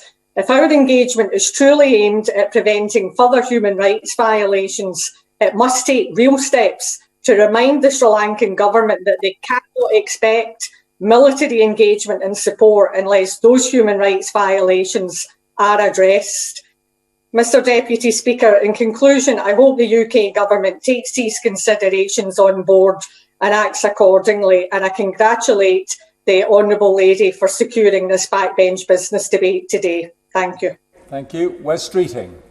Thank you, Mr Deputy Speaker, and I'd also like to draw members' attention to my register of members' interests, because, like the Right Honourable Member for Chipping Barnet, this time last year, just as the seriousness of the pandemic had become clear in our country, days before formal lockdown was introduced, I too was in Geneva lobbying delegations and missions to the UN Human Rights Council about the need for firm action at a UN level as a result of both the failure of the government of Sri Lanka to honour the existing commitments that have been made, but also, as we've heard during the debate, the ongoing human rights abuses in that country. My honourable friend, the member for Mitcham Morden, set out perfectly well both the historic context and the ongoing challenges in the country. And I'm afraid, Mr Deputy Speaker, it's with a sense of déjà vu that I participate in this afternoon's debate, because we've been here so many times before discussing exactly the same issues, the appalling atrocities committed during the Civil War, both the literal scars and also the emotional scars that survivors of that conflict continue to feel to this very day, the disappearance of families still unresolved, and the responsibility that rests on the government of Sri Lanka to promote truth, justice and reconciliation for all the peoples of Sri Lanka. And it had felt that we had begun to make progress. We had seen through successive UN Human Rights Council resolutions not just the focus of the international community, but the government of Sri Lanka signing up to commitments before the international community, including a commitment for international involvement in the investigation and prosecution of allegations of historic war crimes. The commitment made before the eyes of the entire international community to put a stop to ongoing human rights violations. But what do we see, both from the report of the UN Human Rights Commissioner, as well as a wide range of independent international NGOs? We see a picture described by the UN of the last 12 months fundamentally changing the environment for advancing reconciliation, accountability and human rights in Sri Lanka. The erosion of democratic checks and balances in the civic space, threats to reverse the limited, and I emphasise limited, I thought the member for Hendon was far too generous in his assessment, the limited gains made in recent years. The risk of return to policies and practice that gave rise to the grave violations of the past. Indeed, as we heard from my friend the member for Mitcham and Morden, not only do we have a government that's withdrawn from the commitments that Sri Lanka made to the international community, we have the same cast of characters that were responsible for perpetrating human rights abuses during the Civil War back in power. and resistant to any sense that they should be at all accountable both for their historic actions and for ongoing human rights violations. So my question to the Minister is, what is now going to change beyond this resolution to change the experience, the lived experience of people in Sri Lanka and the Tamil community in Sri Lanka and around the world that are seeking accountability and justice for historic crimes? As we've heard, it's not just the case that the international community can take action, and I agree with the arguments already made about the importance of CHOGM and the G7. We are able to take bilateral action to apply Magnitsky sanctions against the rogues and the criminals that perpetrated human rights abuses. And it's at this point, after many years of campaigning for justice, that my Tamil constituents aren't just looking for warm words, they're looking for action and leadership, which has been missing from the Foreign Secretary and the Prime Minister. Video link. John MacDonald. Thank you, Mr. Deputy Speaker. I agree with the Honourable Gentleman from Inford North. How many more times do we have to be here before we get firm action? I want to thank the Honourable Members who've secured this vitally important debate. And I also want to pay tribute to all my constituents and the community groups who have contacted me to express their views about the situation deteriorating in Sri Lanka. All of them, especially from the Tamil community, have impressed upon me the need for decisive international action to secure what? Just a peaceful and just future for the country. These next few days in the run-up to the UN Human Rights Council on Monday are critical to securing a meaningful international intervention that could lead to that better future. That's why I do support the call in this debate for urgent action from the highest levels of our government, in particular the Prime Minister and the Foreign Secretary, to ensure that the resolution is strengthened for Monday and also that the vote is overwhelmingly carried. And I urge the government to draw upon the full range of our diplomatic relationships, especially our friends in the Commonwealth countries in Africa and Asia. Many of us have been shocked but not surprised at the latest report in January on the situation in Sri Lanka from the UN Human Rights Commissioner. It sets out straightforwardly the litany of the concerns that our own constituents have drawn our attention to. The failure of the Sri Lankan government to address past human rights violations, the closing down of the space for independent voices, the intimidation of civil society alongside a deepening attitude of acting with impunity within the government, and a visible and increased militarisation of the civil administration. And yes, the rise of ethno-nationalism and hate speech, and there clearly has been a concerted and targeted attack on the rights of Tamil and Muslim communities. And I repeat, or others have said, the seriousness of these issues means that the UK government must throw its full diplomatic weight behind the strengthening of the UNCR resolution and make sure that we follow it through the implementation. But it is vitally important, exactly as my honourable friend for Ilford North said, we should recognise that the adoption of the resolution does not preclude individual countries like ours from taking their own additional unilateral action.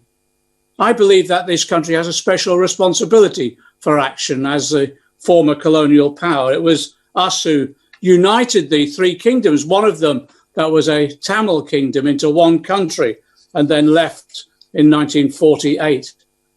I want to go through the three distinct actions that the government should undertake, the UK government should undertake unilaterally.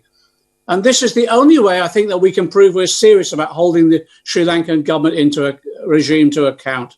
First, we've got to ensure that all trade and aid agreements with Sri Lanka are actually only granted following the full ratification and enactment of by the Sri Lankan government of the Human Rights Conventions of the UN, but also to fulfill their pledge to scrap the Prevention of Terrorism Act. Secondly, I support all those members who said that we should be using the Magnitsky provisions that we've recently put into legislation to ensure that we take action against those individuals that are accused of gross human rights violations.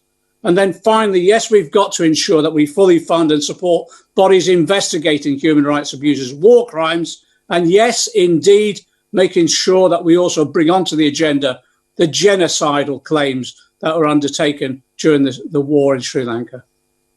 Video link. Tami.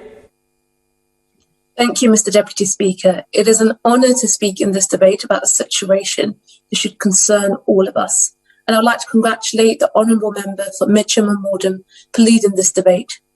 I've been contacted by a number of my constituents in Coventry North West, for whom the pain and suffering caused by the civil wars in Sri Lanka and the persecution of the Tamil community is still very real. And many of us have been contacted about the hunger strikes currently undertaken by Mrs. Selvakumar. The fact that Mrs. Selvakumar feels that this is the only way to get her voice heard is deeply saddening. The move away from the UN Human Rights Council resolution this past year by the government of Sri Lanka is very troubling, and the ongoing human rights issues in that country must be a priority for the government as they focus our foreign policy on the Indo-Pacific region. The 30-year civil war between the Sri Lankan government and the Liberation Tigers of Tamil Eelam saw continuous and terrible human rights abuses by both parties. When the war ended in 2009, it was hoped that finally Sri Lanka might find peace and a chance to reconcile and heal the divisions that have beset the country since independence. But progress has been slow and halting at best.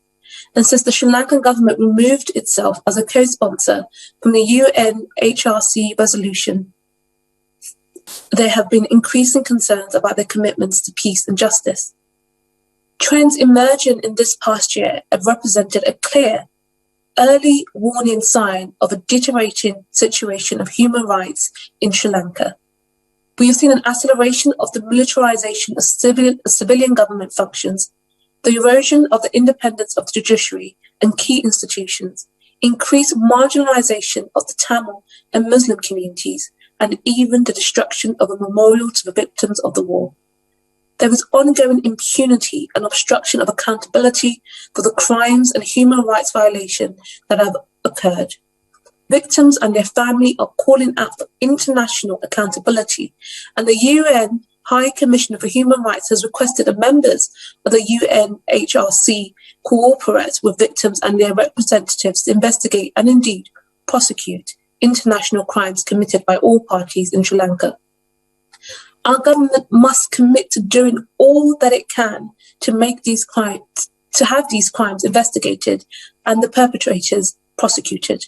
The British government created the Global Human Rights Action Regime Act in order to prevent the impunity enjoyed by perpetrators of serious human rights abuses. So, will the government commit to using these sanctions to prevent further abuses in Sri Lanka? It has already announced a shift in foreign policy in the Indo-Pacific region, but our foreign policy and trade agreements must not come at a cost of people and their lives. So, Mr. Deputy Speaker, it is imperative that the government commits to prioritising human rights as a cornerstone of our foreign and trade policy in this region. And I hope that it would not put trade and indeed profits before the interest of human lives. Thank you very much, Mr. Deputy Speaker. Thank you very much. Video link. Stephen Timms. Thank you, Mr. Speaker. I warmly welcome this debate. The resolution to be voted on next week comes at a crucial time. It should make a reference to the International Criminal Court, as my honourable friend for Mitcham and Morden argued in so powerfully opening this debate. The evidence gathering element is crucial to maintain material for the international accountability which Sri Lanka has resisted for so long, but which must in due course come. And I welcome the proposed commitment to regular report backs on the conditions in Sri Lanka. As others have reminded of the House, we now have a UK mechanism for sanctions against those guilty of human rights atrocities. Will we sanction those guilty in Sri Lanka? The US has rightly designated Army Commander Shavendra Silva, mentioned already. He led the ground assault on the beaches of Mullai-Vaikal at the end of the Civil War, attacking civilians, hospitals, medical staff, no fire zones. Will we now do so too? Kamal Gunaratne, now Defence Secretary, led a February 2009 assault attacking civilian hospitals and food distribution points. He commanded the Joseph Army Camp, notorious for torture after the war. The UN has named him. Will we sanction him? And why on earth, Mr. Deputy Speaker, do we have a resident defence advisor in Colombo providing training and legitimacy? He's met at least 5 people credibly accused of mass atrocities. Surely that advisor must now be withdrawn. Before the 2019 Sri Lanka election, the government there paid lip service to the Human Rights Council resolution they co-sponsored with the UK after David Cameron visited as Prime Minister. The calculation seemed to be if the government gave lip service to engaging, the international community would leave them alone. And they were right. There was no serious effort to hold Sri Lanka to account. The new government, elected in 2019, includes, as we've heard, guilty men. It's no longer pretending, it's simply withdrawn. The Sri Lanka campaign, which has Tamil, Muslim and Sinhalese support, said last month, and I quote, "Respect for the rule of law and human rights have demonstrably diminished. The current government has significantly reversed progress on 15 of the 25 commitments under Resolution 31 and halted progress on 7 others." The President now controls all senior judicial appointments. In a climate of fear, human rights defenders and victim survivors are watched and harassed, human rights lawyers held without charge. We've been reminded of the presidential pardon for one of the only soldiers ever convicted for a wartime atrocity. Other key cases have collapsed. Witnesses and victims are intimidated. Senior police officers taken off investigations. The former Criminal Investigations Department head arrested. The President has promoted war criminals. 4 government departments are led by former military commanders. Military intelligence officers run COVID contact tracing, threatening activists and victims. Muslims, as we've been reminded, are targeted. So, Mr. Deputy Speaker, the Human Rights Council must pass an ambitious resolution next week. Link. Gareth Thomas. Thank you, Mr. Deputy Speaker. Sri Lanka, as others have already alluded to, is a stunningly beautiful island. But to be one of its Tamil citizens, increasingly to be one of its Muslim citizens, and certainly to be Sinhalese and interested in human rights or an opponent of the Rajapaksa family, it is a very dangerous country. Many of those who are Tamil who live in my constituency believe that nothing short of a genocide continues to take place against Tamil citizens in Sri Lanka. With Tamil citizens increasingly, they believe, viewed by the Sri Lankan government in the same apparent way as the Chinese government views the Uyghurs. There is deep, deep frustration with the apparent impunity of the Rajapaksa family and their supporters from either domestic or international accountability. There's anger with the current UK government for its tolerance of that impunity and its complicity at international level in failing thus far to get action taken by the international community against the Sri Lankan government. There is disbelief, too, that Tamil refugees might be returned to a country so obviously ravaged by human rights abuses.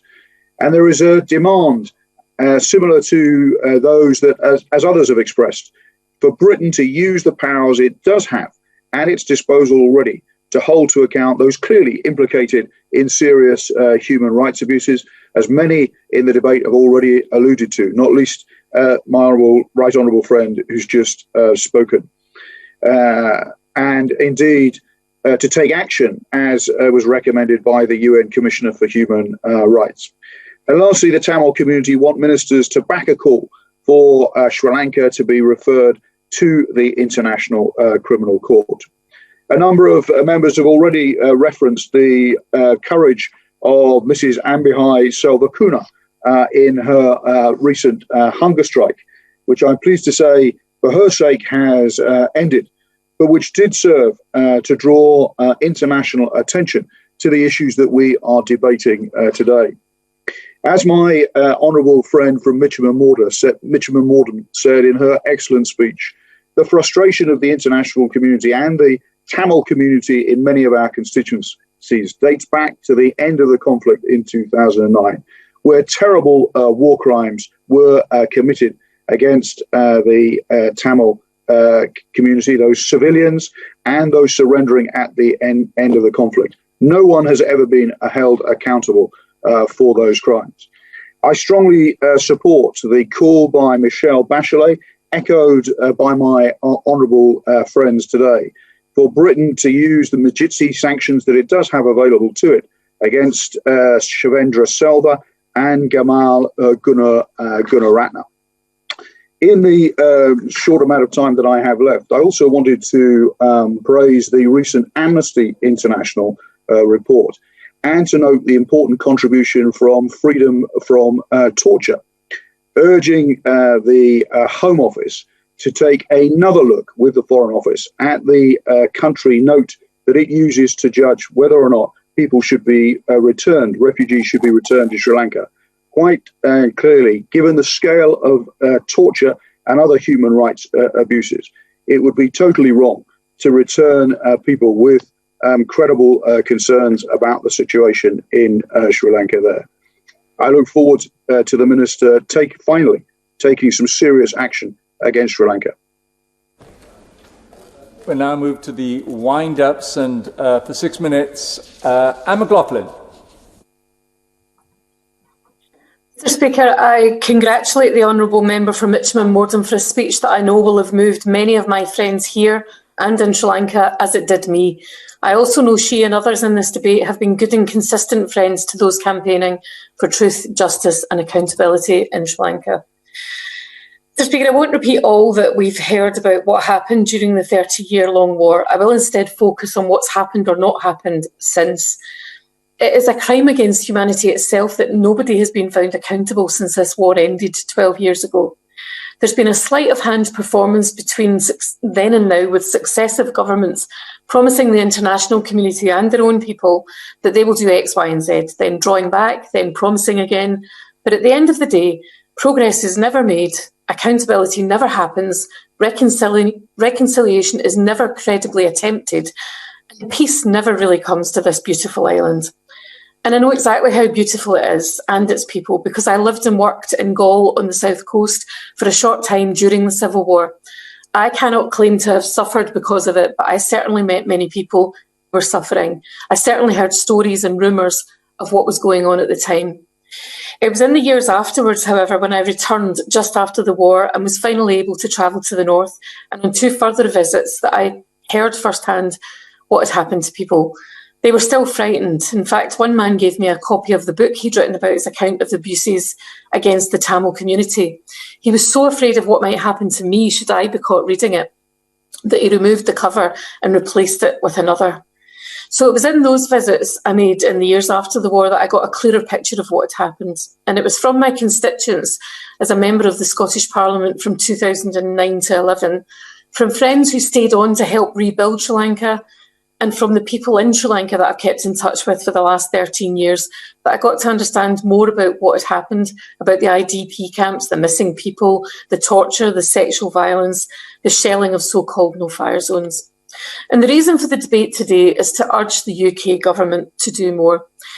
The Sirisena government of 2015, about whom I was somewhat cynical, did co-sponsor the UN Human Rights Council resolution, and it was hoped that this would encourage thorough investigations into civil war crimes. To an extent it did, in that it established institutions with the functions of addressing the impact of the war. However, not much more happened, and the operation of these institutions has been hampered by successive governments. I'll also acknowledge that the UK government have played a vital role as leaders of the core group on Sri Lanka within the Human Rights Council. But it's clear now which direction the Sri Lankan government is heading in, and the UK government must step up its commitment to reconciliation, accountability and human rights. Separation of powers and the independence of the judiciary have been grossly undermined by amendments to the Constitution. I believe the 20th Amendment, which removes almost every check on the executive powers of the President, to be the most significant signal that there is no respect for the rule of law. Donald Trump is an amateur compared to this guy. This new government is led by President Gotabaya Rajapaksa, who was the Defence Secretary in the final throes of the war. This president's brother, Mahinda Rajapaksa, the president at the time of the civil war, has been appointed as Prime Minister, and we've heard about the 9 other family members holding senior positions in that government. The Rajapaksa brothers are credibly accused of a host of crimes during the war and of violating international humanitarian and human rights law. Yet here they are, President and Prime Minister of Sri Lanka, all the checks and balances removed. They have consistently blocked, undermined and obstructed investigations and court cases. The missing are still missing. As we've heard, the President recently pardoned a soldier, one of the few ever to be tried, never mind found guilty. This soldier was guilty of the killing of 8 Tamil civilians, including a 5-year-old child and 2 teenagers. I can only assume this was all part of his promise to end what he calls the era of betraying war heroes. As an MSP, I met 2 teenage girls living in Glasgow. They were Tamils who'd sought asylum because as children, they had watched their father being shot to death in front of them by a Sri Lankan army soldier. He made them watch as he put a bullet through their dad's brain.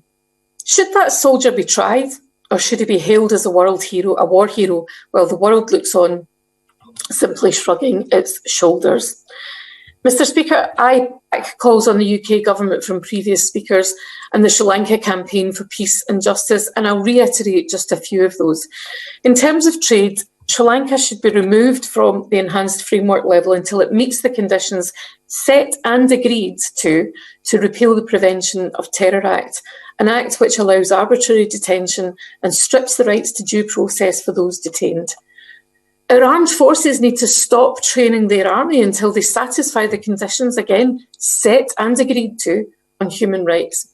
And the Minister needs to establish a screening policy for diplomatic meetings so that the UK is no longer giving legitimacy to individuals credibly accused of war crimes. Finally, Mr. Speaker, I would suggest that we engage the global human rights sanction regulations to apply sanctions against individuals credibly accused of involvement in mass atrocities.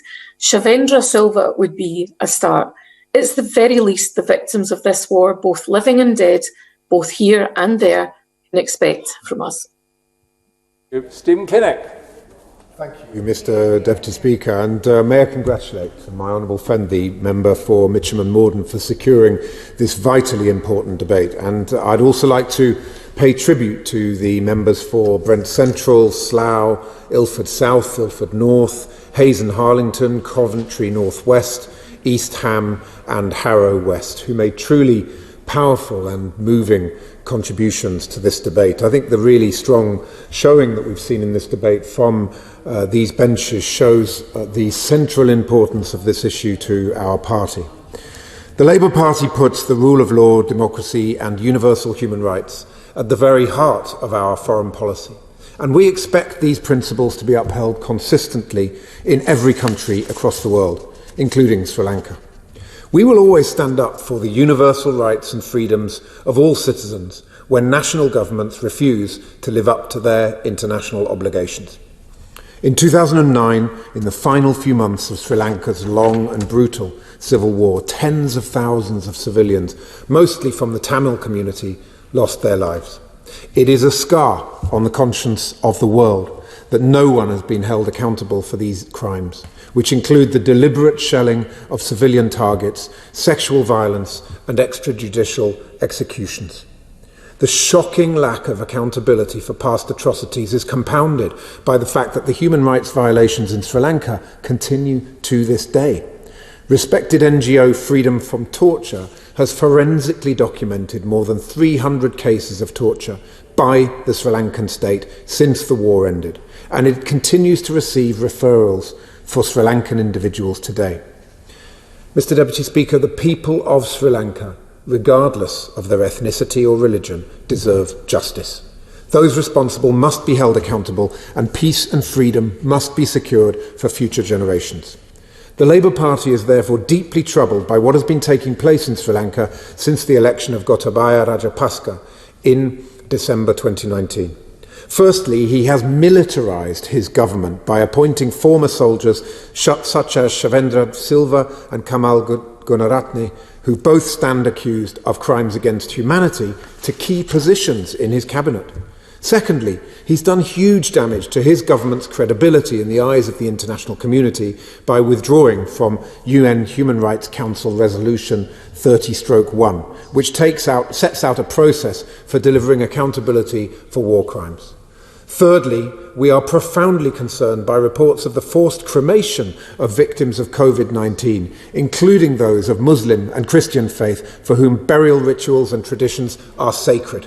The World Health Organization has issued guidance stating that the burial of COVID-19 dead poses no danger to public health.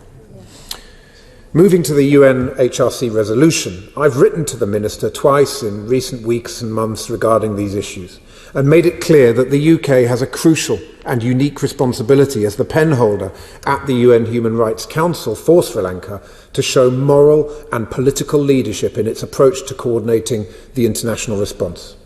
The final version of the draft resolution, which is set to replace 30/1, is certainly an improvement on the zero draft. However, we on these benches continue to have real concerns about key aspects of it, and I therefore have the following questions for the Minister. First, it fails to incorporate the recommendations made by the High Commissioner in her report of the 27th of January regarding universal or extraterritorial jurisdiction. We should be supporting the High Commissioner's view that the principles of universal or extraterritorial jurisdiction should apply, and that states should pursue investigations and prosecutions in their national courts. Why has the government failed to include an explicit commitment to this in the resolution? Second, the suggested evidence gathering mechanism is clearly a step in the right direction, but it stops short of recommending the establishment of a fully fledged international independent investigative mechanism known as IIIM. Why has the government failed to include a commitment to IIIM in its final draft? Third, it is clear that there is a strong basis for referring a number of senior members of the Sri Lankan military and government to the International Criminal Court. Why has the government failed to include such a recommendation in this resolution? We know that 2 of the permanent members of the UN will likely block such action, but should the position of the government really be shaped by the veto-wielding intentions of China and Russia? Fourth, there is nothing in the resolution about prevention. Why doesn't the resolution include explicit reference to protecting human rights defenders?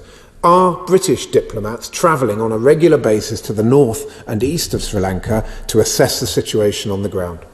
5. The draft resolution requests a report on accountability options in 18 months. This is an unacceptably long timeline, given the evidence already available, and will give the Sri Lankan government yet more time to obstruct and obfuscate. Why has the government failed to ensure that the resolution is based on a far shorter report-back timeline of 6 months, as I recommended in my recent letter to the Minister? Moving beyond the UN resolution, there are a number of bilateral steps that the government should be taking. In my letter to the Minister of the 11th of December last year, I suggested that a number of Sri Lankan officials should be sanctioned under the government's global human rights sanctions regime, yet not a single Sri Lankan government minister, official or military officer has been designated. Could the Minister please explain why it's taking so long when the evidence is already widely available? In my letter, I also raised the issue of the UK Defence Advisor's engagement with the Sri Lankan military. Since arriving in Colombo in January last year, he has met with at least 4 senior commanders of the Sri Lankan military who stand accused of gross human rights violations. Can the Minister please explain how the activities of the Defence Advisor will lead to greater accountability for the Sri Lankan military? Are the UK government vetting who the advisor meets? Is the advisor's defence engagement delivering tangible results, or is it simply lending a veneer of legitimacy to a military that is committing human rights abuses? Thanks to the recent leaking of comments made by the Foreign Secretary, we know that he's perfectly happy to pursue trade deals with governments that are committing human rights abuses. Is the UK government pursuing a trade deal with Sri Lanka? Will human rights conditions be applied? As an EU member state, the UK was party to trading arrangements which offered a preferential tariff to Sri Lanka under the General Scheme of Preferences Enhanced Framework known as GSP+, because the Sri Lankan government was supposedly living up to its human rights obligations. Now that the UK has left the EU, will the government be reassessing its trading relationship with Sri Lanka? And here's one for the SNP spokesperson, to be answered another time, I guess, if she's still tuned in. Police Scotland have made 90 deployments of officers to Sri Lanka over the past 15 years. Have these deployments achieved tangible results, or are they just lending a veneer of credibility? And finally, what assessment has the Minister made of Sri Lankan soldiers continuing to be deployed in UN peacekeeping missions, despite the human rights record of the Sri Lankan military? Mr. Deputy Speaker, the integrated review is full of snappy slogans and rhetoric, but all it really achieved was to expose the chasm between the stated ambitions and the actual tangible actions of this government. If global Britain is to mean anything, it must surely mean consistently standing up for democracy, for the rule of law, and for universal rights and values. Not just with words, Mr. Deputy Speaker, but with deeds.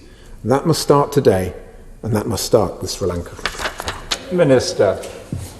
Thank you very much indeed, Mr. Deputy Speaker.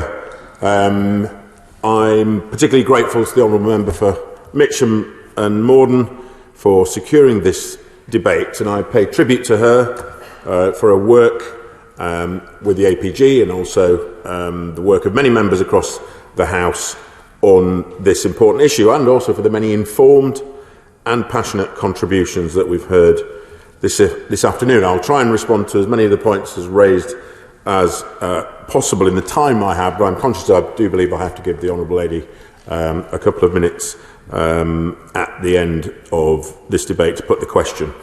The Minister for South Asia, who would have been the Minister that the Honourable Member for Aberafan wrote to, would have been delighted to take part in this debate, but obviously he sits in the other place, so it's my pleasure to respond on his behalf and on behalf of the government. Human rights in Sri Lanka are an important issue and a long-standing priority for both for the UK government and for many fellow members. The debate's also timely, coming during the 46th session of the UN Human Rights Council, which began on the 22nd of February. The human rights situation in Sri Lanka and the limited progress on reconciliation and accountability raised by many honourable and right honourable members are deeply concerning. And as pointed out by the opposition spokesman, the member for Aberafan, in February last year, the government of Sri Lanka withdrew its support for the UK-led UN Human Rights Council Resolution 30/1 and, of course, its successor resolutions 34/1 and 40/1. These concerned reconciliation, transitional justice and accountability. The Sri Lanka government then announced a domestic mechanism on accountability, and as with previous domestic initiatives, however, meaningful progress has yet to be delivered. There have also been a number of setbacks on accountability. These include the appointment into government positions of military figures accused of war crimes, as referenced by honourable members this afternoon.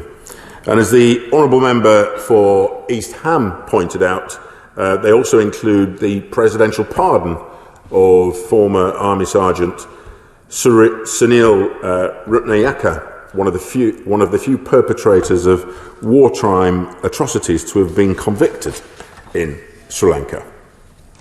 Other worrying human rights developments include the continued harassment and surveillance of minorities and civil society groups. This was pointed out by the honourable member for Strangford.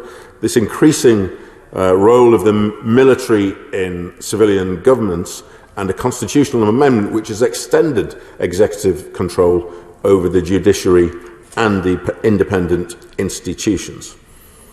And as the honourable member for Slough pointed out, the government's policy of forcibly cremating those deceased due to COVID which has only just been recently reversed, has particularly affected the Muslim and Christian communities. And even now, our understanding is that families face significant restrictions on where and how burials can take place. The UK government is deeply concerned by these developments. We've long stood by all of the victims of the conflict in Sri Lanka. I was particularly taken by the comments of the Honourable Member for Glasgow North East, who had very personal recollections of that time. We've condemned LTTE terrorism and worked over many years to achieve post-conflict truth, accountability and transitional justice. And together with our international partners in the core group on Sri Lanka, the UK has led successive UN Human Rights Council resolutions on Sri Lanka in 2014, in 2015, in 2017 and in 2019. In February, June and September of last year, we set out our continued support for the UN Human Rights Council framework and our growing concerns about the human rights situation in core group statements to the Human Rights Council. Sri Lanka is a human rights priority country for the Foreign, Commonwealth and Development Office. In our annual reports and in Lord Ahmed's autumn ministerial statement, the government has highlighted a number of important concerns which have been highlighted here this afternoon. Accountability and human rights have also been integral to any of our bilateral discussions that we've had with the government of Sri Lanka. The Foreign Secretary underlined the importance of accountability when he spoke to the Sri Lankan Foreign Minister in May. Lord Ahmed, the Minister for South Asia, has also had numerous discussions with the Foreign Minister, most recently in January, and with the Sri Lankan High Commissioner here in London. We welcome the recent report on Sri Lanka by the UN's Office of the High Commissioner for Human Rights. We agree with the High Commissioner that the Human Rights Council must continue to monitor the situation in Sri Lanka very closely, and we must continue to press for accountability and reconciliation. And along with our core group partners, the UK, as penholder, has presented a new draft resolution on Sri Lanka at the UN Human Rights Council. The resolution aims to provide a continued framework for international engagements on human rights in Sri Lanka. The draft calls on the government of Sri Lanka to make progress on accountability and human rights and stresses the importance of a comprehensive accountability process for all violations and abuses committed in Sri Lanka. And it aims to keep Sri Lanka firmly on the Human Rights Council agenda and requests enhanced OHCHR reporting on the human rights situation and, importantly, on accountability.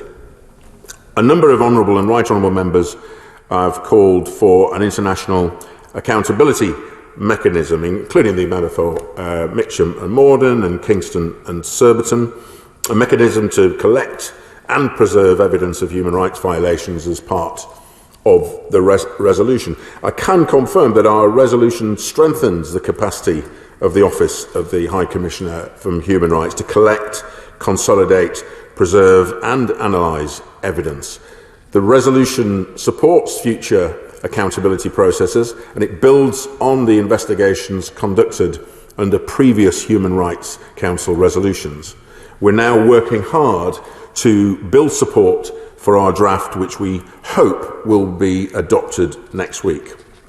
Regrettably, the Sri Lankan government has made clear its opposition to further substantive action by the Human Rights Council. Nonetheless, we will continue to seek to work constructively with them on these issues. We will underline the importance of accountability and human rights in our dialogue with the government of Sri Lanka. My right honourable friend for Epsom and Newell, honourable friend the member for Harrow East, honourable members for Brent Central and Coventry North West raised the hunger strike carried out by Ambihai Selvakumar. We understand, has been pointed out, that she was able to conclude her hunger strike 2 days ago. We absolutely recognise the concerns she's raised regarding the issues faced by the Tamil community in Sri Lanka. We've highlighted these concerns about the lack of progress towards post-conflict accountability and also the wider human rights situation. A number of honourable and right honourable members raised the question of sanctions. We established the global human rights sanction regime in July 2020, and in a statement to Parliament, the Foreign Secretary set out the full scope of the new regime without speculating, importantly, on future designations. We continue to consider further designations under this global human rights sanctions regime, and we keep all evidence and potential listings under close review. Mr Deputy Speaker, I acknowledge and welcome the strength of feeling in the House. We are right to be concerned. We will continue to prioritise international efforts to support accountability and reconciliation at this current session of the Human Rights Council, and we're pushing very hard for our resolution to be adopted next week. But I must reiterate that we can't speculate on future designations, again, under the global human rights sanction regime. Finally, I want to make clear we want a positive relationship with Sri Lanka. We share deep historical ties. We work well together on a number of common interests like climate change and COVID recovery, and we value that partnership. But, Mr Deputy Speaker, accountability and human rights must remain high on the agenda. Accountability and human rights to provide justice for all the victims of the conflict and for the lasting reconciliation and stability that will allow the people of Sri Lanka to prosper. The final word, Siobhan McDonough. Thank you, Mr Deputy Speaker. I'd like to thank all the right honourable and honourable members across the House who've taken part in this debate. Their commitment to the people, the minority community of a small island is very much appreciated. But so too, their interest is because of the hard work of the members of the Tamil community who simply cannot forget the relatives they no longer have, the relatives they have no idea where they are, the relatives who were bombed in hospitals, who were left on beaches having lost their limbs by a government now led by the same men who did that to members of their family. Mr Deputy Speaker, this is about credibility, this debate, about the credibility of the British government to take seriously the loss and distress of a community in this country, 500,000, who work hard, who do their best, who contribute greatly to our nation. Are we serious about representing them, or do we believe that governments that have powerful friends should be allowed to behave as they like? I would suggest, Mr Deputy Speaker, that the government of Sri Lanka only understands very firm action. To rely on that government to seek out those who committed those atrocities or to take action is simply a fool's errand, and it has to stop. We have to seriously mean that we will help the Tamils in this country to find their relatives, to know what happened, and allow their relatives to live in a community where they are able to vote, to take part, and to seriously believe that their views are taken seriously. The question is, as on the order paper, as many of that can say aye.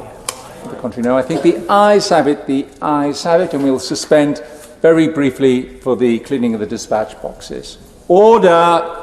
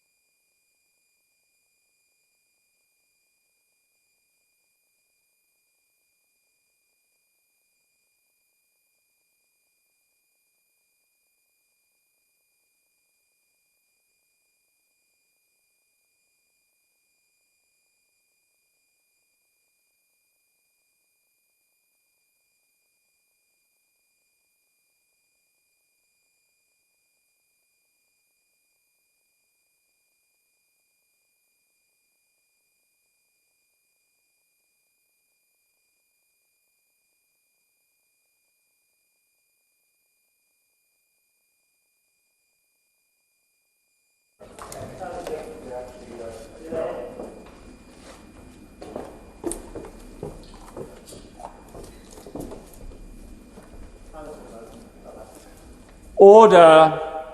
Order. We now come to the general debate on World Water Day 2021, and I call Navendu Mishra to move the motion. Thank you. Thank you, Mr. Deputy Speaker. May I start by thanking my co-sponsors in this debate ahead of the World Water Day on 22nd of March, the Honourable Members for Hazelgrove, Rotherham, Dundee West, as well as the support of Honourable Members for Mid Derbyshire and Putney. I would also like to thank the many organisations who have campaigned on this important issue over the years, to name just a few: WaterAid, UNICEF, Oxfam, Global Justice Now, as well as the important work of UN Water and more widely the United Nations. I would also like to pay tribute to d.iaman, whose tireless work on the issue of water access in this country has drawn attention to the spiralling cost of water to consumers since they were first privatised in England and Wales under Margaret Thatcher's government in 1989. Mr. Deputy Speaker, the need for clean, accessible water is universal. It should not be a privilege for those countries with the highest GDP or those that benefit from a geographical location, which means they're safe from the ravages of climate change. It is a disgrace that almost half of the world's population is without access to clean water.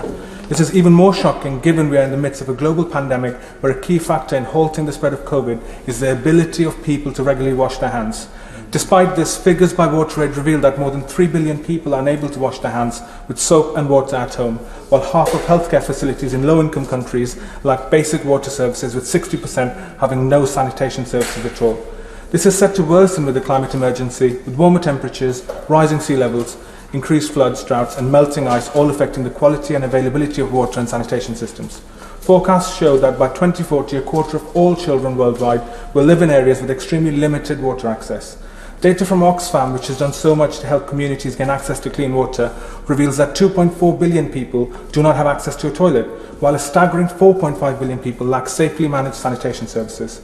The lack of access to water is a killer. Figures from CAFOD show that unsafe water accounts for more than 1.2 million deaths each year, while every minute a newborn child dies from infection caused by lack of safe water and unclean environment.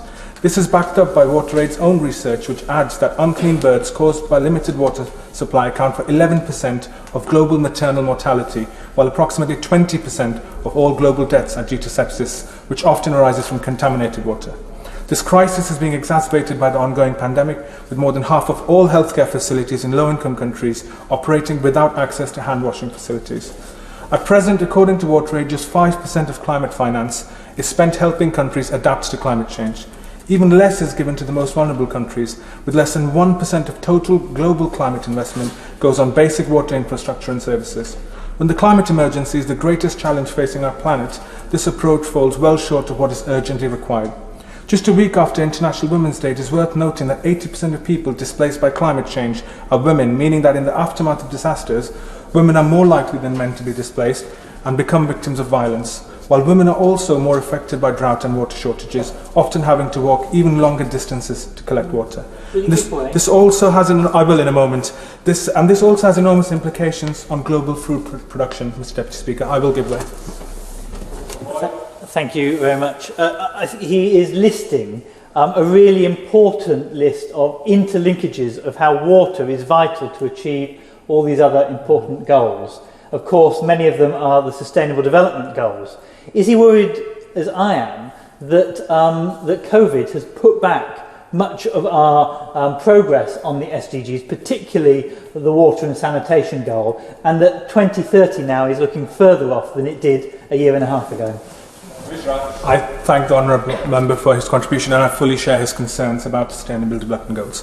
The cost associated with tackling this is not prohibitive. In fact, far from it, with the World Health Organization and UNICEF estimating that providing water, sanitation and hygiene in 80% of healthcare facilities in low-income countries by 2025 would cost approximately $3.6 billion, of which $1.2 billion is capital costs. To put that into context, funding these initial infrastructure costs would account for just 6% of the US government's $20 billion budget it set aside for global health, and represents a tiny fraction of the $732 billion the US spends on its military budget each year. And that's just one country. In the UK, sadly, our funding has often worsened, not improved access to water when linked to projects that privatise services. For example, research by Global Justice Now revealed that over the past decade, UK aid accelerated the privatisation of public services in the Global South by investing overseas development aid in for-profit schools, unaffordable private hospitals, water and sanitisation privatisation, and private sector energy projects. That approach does long-lasting damage. For example, in the 1980s and 1990s, a wave of privatization swept across much of the global south, with Latin America and sub-Saharan Africa particularly impacted. Many indebted governments who turned to the IMF and World Bank to restructure their debts were subsequently forced to reduce public spending and privatize public services as a condition for future loans. While Chile, under dictator Pinochet, enshrined water privatization into its constitution, 40 years later continues to pay the highest rates for water in Latin America. Despite reassurances from the Prime Minister when it was first announced last year that the FCO and DFID would merge, this government has since shelved its ring-fence commitment to spend 0.7% of national income on overseas aid, cutting spending to 0.5%, despite a conservative manifesto commitment to maintain the higher target. While at the start of the pandemic, DFID announced a £100 million campaign to support better hygiene practices, including access to water. At the time, the government stated that the programme would work in 37 countries and help implement country-specific activities on safe water and sanitation. A separate £20 million of funding was also made available in humanitarian support package. All of this is now under threat. In the UK, we are incredibly fortunate to have access to clean, safe water that has been treated and tested to the highest standards. However, in the past 3 decades, we've also seen privatised model lead to private spiralling costs that are not matched by investment in infrastructure and quality of service. Research by VONIT revealed that between 1989, when the UK water companies were first privatised, and 2016, water bills increased by 40%. And according to the Commons Library, there were price hikes of up to 50% in the decade after water and other utility companies were denationalised. This despite UK companies paying billions to shareholders. Indeed, between 2013 and 2017 alone, UK water companies handed out more than £6.5 billion to shareholders, clearly prioritising profit over people. Will you give way? In a moment, I must make some progress, I apologise. While the water industry is always quick to argue that the increase in bills since privatisation has been accompanied by investment in infrastructure, by companies and improvements in service quality, the reality is that the infrastructure is poorly maintained. This has resulted in the network hemorrhaging water, with more than 3 billion litres lost each day, equal to 53 litres per person, and that's 21% of the water taken from the environment each day by water companies. The reality is that it's far more commercially appealing for private companies and their shareholders to buy up new and often protected tracts of land to build new reservoirs rather than fix their existing leaky infrastructure. This has led to parts of London and the South East facing severe shortages, and responsibility for that must, at least partly, be laid at the door of water companies. I will give way. Thank you very much again. He's quite right to point out, of course, that Britain is the only country in the world to have dabbled in complete privatisation of water, and of course in places where Labour has maintained power we have mutualised it and renationalised it back in. But does he agree with me? Many customers in Britain will be seeing rising water bills because they have been at home during COVID, and something that the government could do to help the pound in the pocket of ordinary citizens would be to bring water back into a mutual non-profit structure and make sure the money goes back in where it deserves. Before I call you back, just to remind you, we are under massive pressure of time under this, so you should be looking to winding up at some very close time. Navenda Mishra. I will, Mr. Deputy Speaker. I fully share the concerns, and the point about water companies going back into public hands is very valid, and I support that. I will conclude just in a moment, Mr. Deputy Speaker. I'd like to talk about the Flint water scandal. Mr. Deputy Speaker, time and time again we've seen that private water companies do not have the consumer's best interests at heart, and the drive for increasing profit comes at the expense of health and safety. Perhaps the most notable example of this was the Flint water scandal in Michigan, which was one of the worst human-made environmental disasters in US history, and a case that has been held up as a symbol of environmental injustice and racism. In an effort to cut costs with the private water contractor Veolia, former Governor Rick Snyder took the decision to use Flint River to supply water to the city's predominantly African-American and economically poor population. The corrosive water, however, was not treated properly, a misstep that freed lead from old plumbing into homes. Despite desperate pleas from residents holding jugs of discoloured water, the Snyder administration and drinking water regulator took no significant action until a doctor publicly reported elevated lead levels in children 18 months later. In the months and years that followed, 12,000 children were exposed to dangerous levels of lead, while residents experienced rashes and hair loss, and 12 people died from an outbreak of Legionnaires' disease. Mr. Deputy Speaker, it's time for private water companies to be prevented from treating our environment like a sewer and to finally bring water back into public ownership. In concluding, I'd like to call on the UK Government to continue to play its part and help alleviate the suffering and harm caused by limited access to clean water. This means ensuring the water, sanitation and hygiene is fully integrated into all health programmes supported by UK aid, as well as using our role as chair of G7 to bring donors together to make progress towards funding the $1.2 billion that are needed to build the basic infrastructure for water, sanitation and hygiene in health facilities in low-income countries. I thank you, Mr. Speaker. Thank you very much. The question is as on the order paper, and to assist those taking part in the debate. The wind-ups will begin no later than 4:36 with Patricia Gibson for 6 minutes, then 4:42 Anna McMorran for 8 minutes, then 4:50 Wendy Morton for 8 minutes, and then Navendu Mishra to have the last 2 minutes. Video link. Tahir Ali.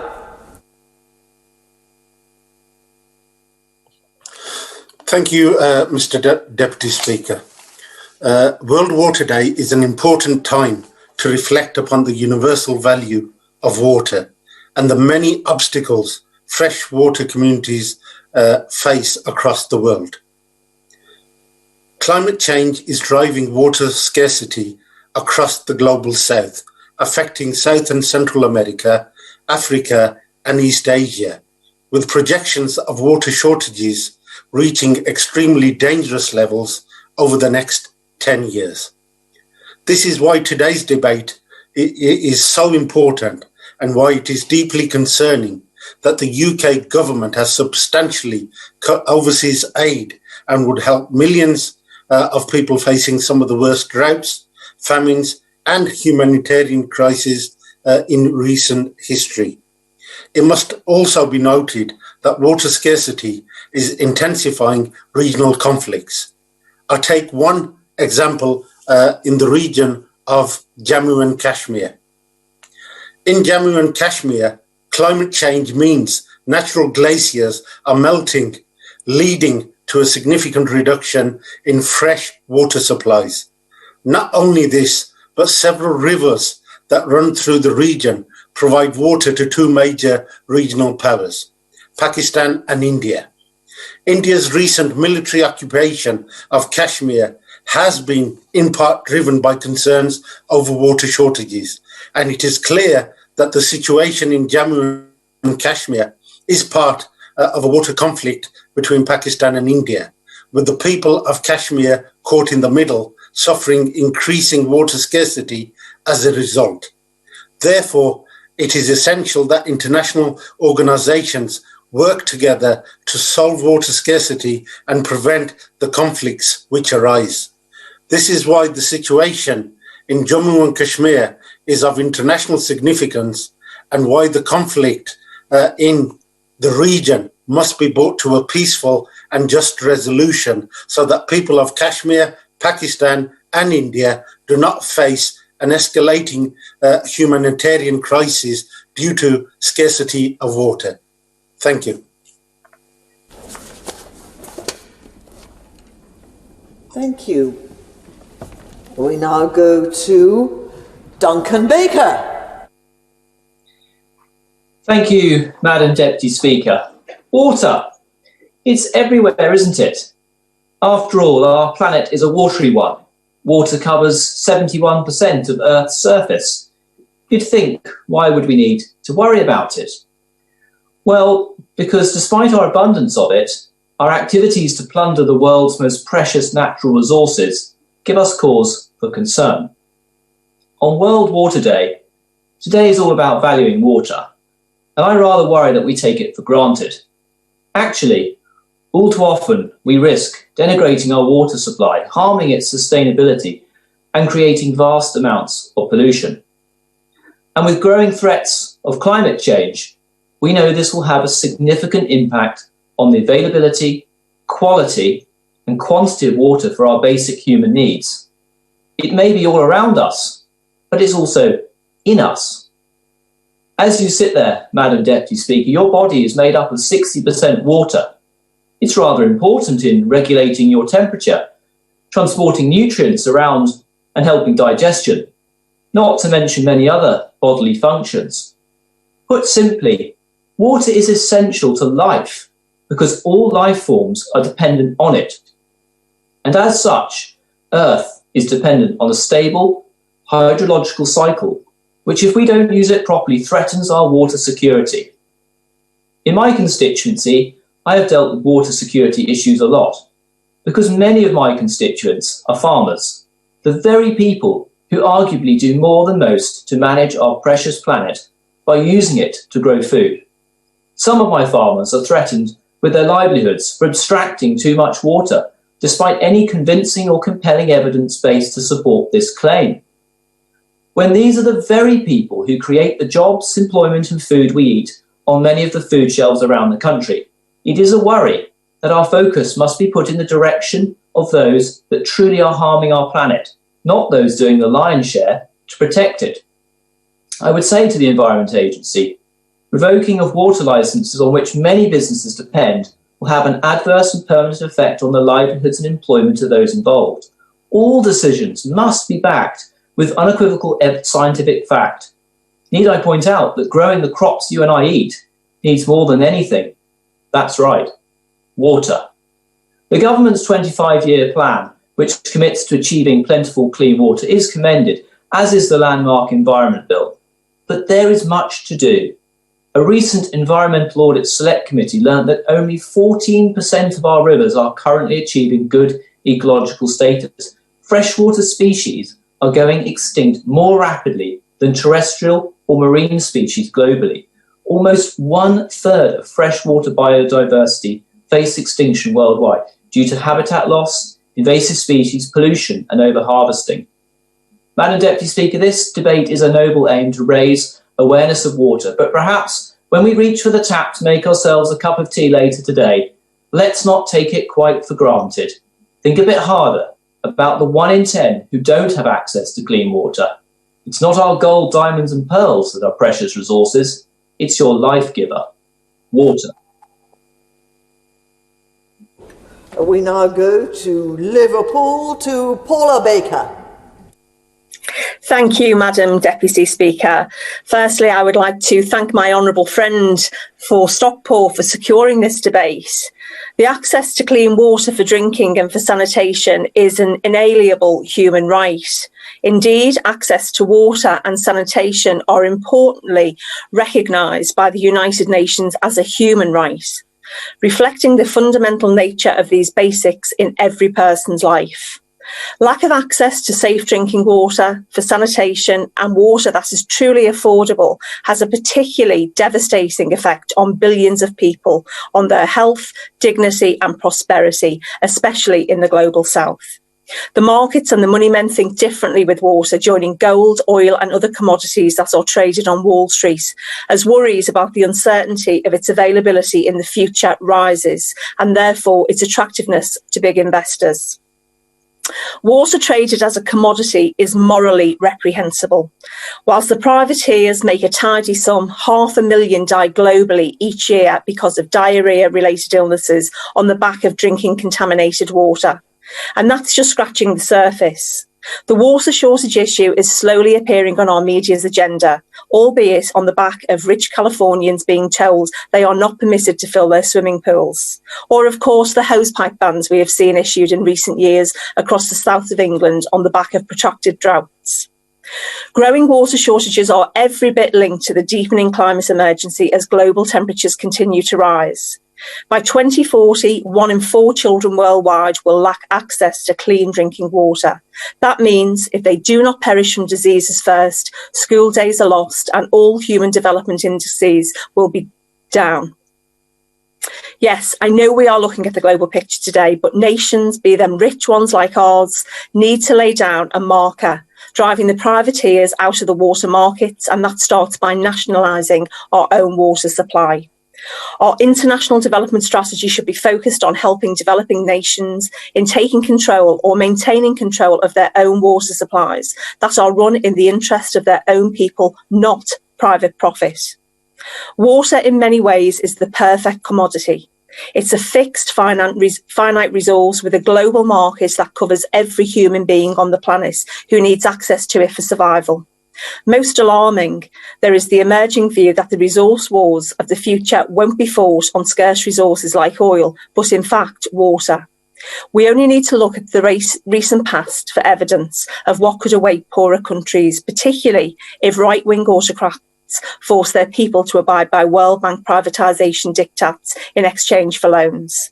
We saw this in Bolivia barely 2 decades ago, where they even went as far as criminalising the collection of rainwater, and violent scenes broke out across the country.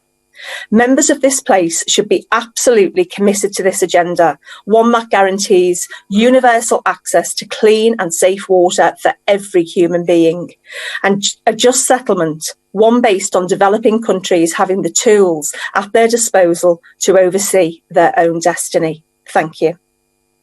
Thank you. Now we go to Dr. Matthew Offord. Thank you, Madam Deputy Speaker. World Water Day is about what water means to people, its true value, and how we can better protect this vital resource. But the issue of water itself means different things to different people. And I acknowledge for many in the world, this means access to it in regard to a safe drinking supply. But today I want to focus on another area. As a former lifeguard and chairman of the All-Party Parliamentary Group on Drowning Prevention, the issue I want to discuss is that of access to water in order to swim. Our connection to water is as old as humankind. It has even led some, such as Elaine Morgan, to propose in her book The Aquatic Ape Hypothesis, that humans evolved from creatures in the water. But I would claim that we have never left it.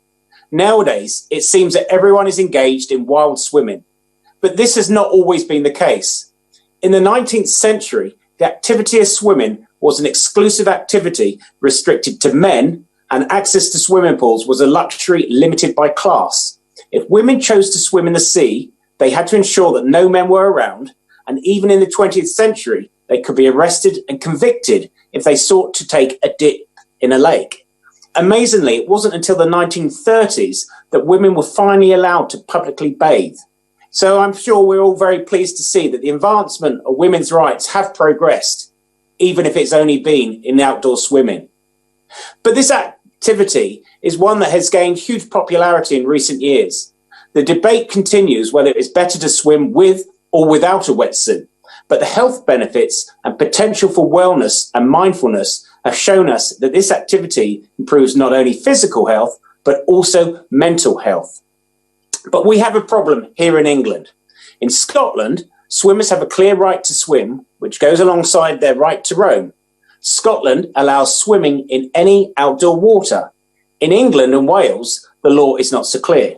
It is legal to swim in any navigable waters, but this means water that is also being used by boats and other watercraft, posing a hazard to those swimming.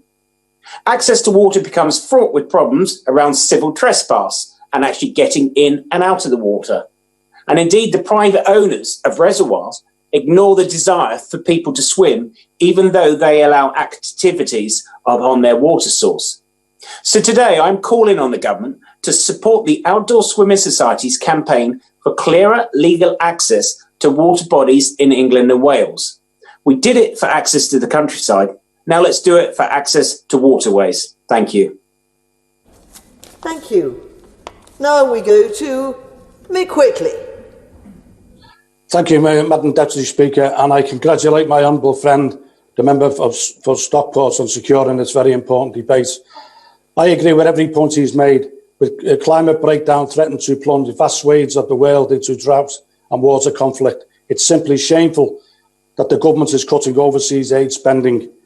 It signals a worrying retreat from UK's long-standing humanitarian commitments, and I urge the Minister responsible to change course. My honourable friend is quite right to demand action for the 2.2 billion globally who still lack access to clean drinking water. But today mark a day dedicated to the sustainable management of water resources. I also want to discuss the immense challenges facing us at home. It seems inconceivable that Britain, with its rolling green fields and regular rainfall, could even want for water. But the climate crisis and the water wastage risk plunges us into a life-threatening water shortage in less than 25 years. Sir James Bevan, the head of the Environment Agency, has warned that we are staring into, and I quote, the jaws of death. the point at which we will not even have enough water to supply our needs. Urgent action is needed to improve infrastructure and reduce wastage, and that means acknowledging that water is a public good and not a private commodity. Since the privatisation of water in 1989, the average bill has risen by 40% in real terms, and £57 billion that could have been invested in making much needed internal improvements has been paid out in dividends to private shareholders. And so we've been left with a system in which almost 3 billion litres of water are lost in leaks every day, approximately the amount consumed by 22 million people. If you forgive the phrasing, privatisation has been a busted flush. And so I say to this government, who have already borrowed so much from my party's 2019 manifesto, that there is one more Labour policy right for the taking: a publicly owned, democratically controlled water system. By at last bringing water back into public ownership, we can slash the average water bill by at least £100 a year and plough profits back into securing water mains and reducing leakage. And as part of a wider green industrial revolution, we can create thousands of new, highly skilled jobs in the construction and maintenance of new and improved waterworks. Public ownership won't just bring benefits to people living in Britain. The conservation of water is a global issue, and the UK must play its part. By developing much needed infrastructure, skills and expertise at home, the UK can play a leading role in assisting those nations most afflicted by water scarcity and those people across the globe deprived of this life-giving resource. Thank you, Madam Deputy Speaker. Thank you. Fleur Anderson. Thank you, Madam Deputy Speaker. Congratulations to the Honourable Member for Stockport for securing this important debate, and thank you to the Backbench Committee for allowing it. This debate marks International World Water Day, which is on March the 22nd, and is an opportunity to talk about access for all to this life-giving, necessary property, water. As co-chair for the All-Party Parliamentary Group for Water, Sanitation and Hygiene, I'm delighted to be able to speak in today's debate. As honourable members may be aware, I am unapologetically evangelical about the importance of water, sanitation and hygiene, or WASH. This debate will also be warmly welcomed by constituents across the UK who support water projects so generously, with organisations like WaterAid and CAFOD. They get it. They get that you cannot eradicate poverty, you can't have gender equality and education for all, you can't tackle climate change, you can't achieve peace and security around the world if you do not fund water, sanitation and hygiene. Investment in national public services and water systems is both a high value for money investment and highly valued by the British public. In my former work for WaterAid, Christian Aid and CAFOD, I have seen the transformative impact that having water and sanitation can bring to people's lives, to whole communities absolutely transformed by having water. I've seen women who can now get jobs because they don't have to be off fetching water. I've seen nurses and doctors saying they're able to do their jobs, they're able to save lives now because they have water facilities in their health clinic. But I've also seen the impact of not having it. I've spoken to a mother whose baby died of sepsis. It's an entirely preventable disease. Clean water is necessary for preventing it, and it's responsible for an extraordinary 1 in 5 global deaths. Our aid budget simply does not fund WASH projects enough. Just 2% of the UK aid budget is spent on WASH, and even this is under threat with the aid budget being cut by devastating amounts from 15 billion to 9 billion this year. So I urge the Minister to think WASH in all her planning and budgeting and delivery. I am very disappointed that the integrated review published this week contained almost no mention of water and sanitation and no recognition of how fundamentally strategic this issue is. The scale of this issue is enormous and must be met by equal ambition, and we could be showing leadership in that across the world. 2 billion people lack access to safe water for drinking, cooking or personal use. 55% of the global population still lack access to safely managed sanitation. 1 in 2 healthcare facilities in the least developed countries lack basic water services. If my local hospital said they had no water, we would close it down. If my son's school said they had no water, we would not be sending children to that school. We would not be saying that was an adequate education or healthcare facility. And yet we fund the building of healthcare clinics and schools around the world, and they don't have water. It's got to stop. A shortage of clean water for hand washing, sanitation and hygiene is also fundamental in stopping the COVID spread. So I urge the government to commit to, as a minimum, return to the 0.7 aid target as soon as possible. I would like to hear more than warm words from the Minister today. They must be backed up by a step change in our funding for water and sanitation, using the role as the chair of the G7 to bring together global donors to fund this, and using our role as the host of COP26 to bring WASH funding to the fore. It's time for the UK to return to being a world leader in delivering water and sanitation programmes, and the UK public will cheer us on. I thank you. Thank you. We now go to Alex Davis-Jones. Diolch, Madam Deputy Speaker, and it is a pleasure to follow my good friend, the Honourable Member for Putney, on an issue that I know is extremely close to both of our hearts. Members are making some fantastic points around global water poverty, but I am sure it will come as no surprise that I will be keeping my contributions focused on the situation a little closer to home. Colleagues may not be aware, but in my former life, I worked at the not-for-profit water company Dŵr Cymru Welsh Water. I am also the proud co-chair of the All-Party Parliamentary Group on Water. I have raised the issue of flooding time and time again in my contributions, and I am afraid today, in a debate commemorating World Water Day, it would be remiss of me to open with any other topic. As colleagues will be aware, my community in Pontypridd was hit by devastating flooding in February last year. More than 1,800 homes were impacted, and water sadly entered more than 320 homes across my constituency. Time and again in this House, myself and my Rhondda Cynon colleagues, the honourable members for Rhondda, Cynon Valley and Ogmore, have called on this government to step up and take the issue of flooding in Wales seriously. And after much persistence from my Labour colleagues and I was pleased to see that the Chancellor finally accepted some responsibility to the communities in Wales and pledged £31 million for flooding repairs to help secure the coal tips. But sadly, Madam Deputy Speaker, I have real concerns around this government's commitment to working with the Welsh Government to secure long-term sustainable solutions to this problem. One of the major problems facing people in my community who have experienced flooding is accessing home insurance. Though the flood risk scheme has helped some individuals, there are still major problems in terms of affordability, especially for the poorest households.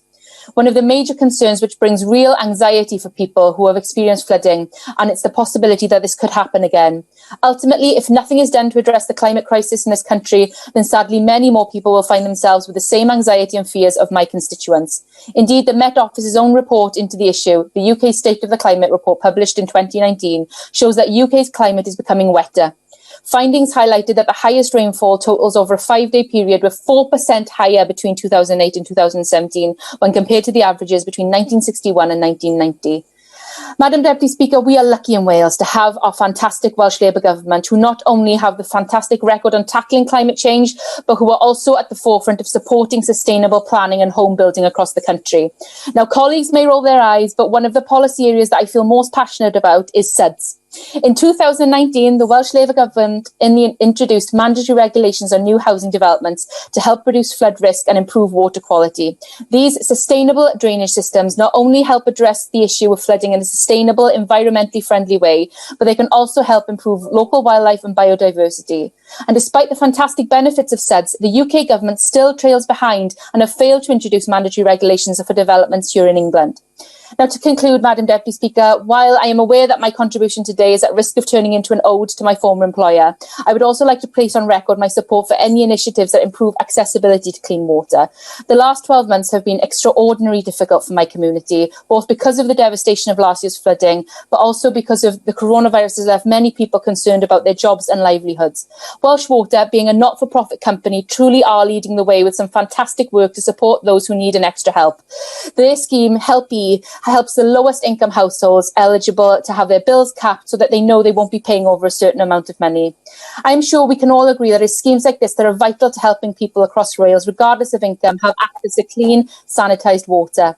This is particularly important in the world where, according to research by the World Health Organization and the UN, a whopping 785 million people do not have clean water close to home.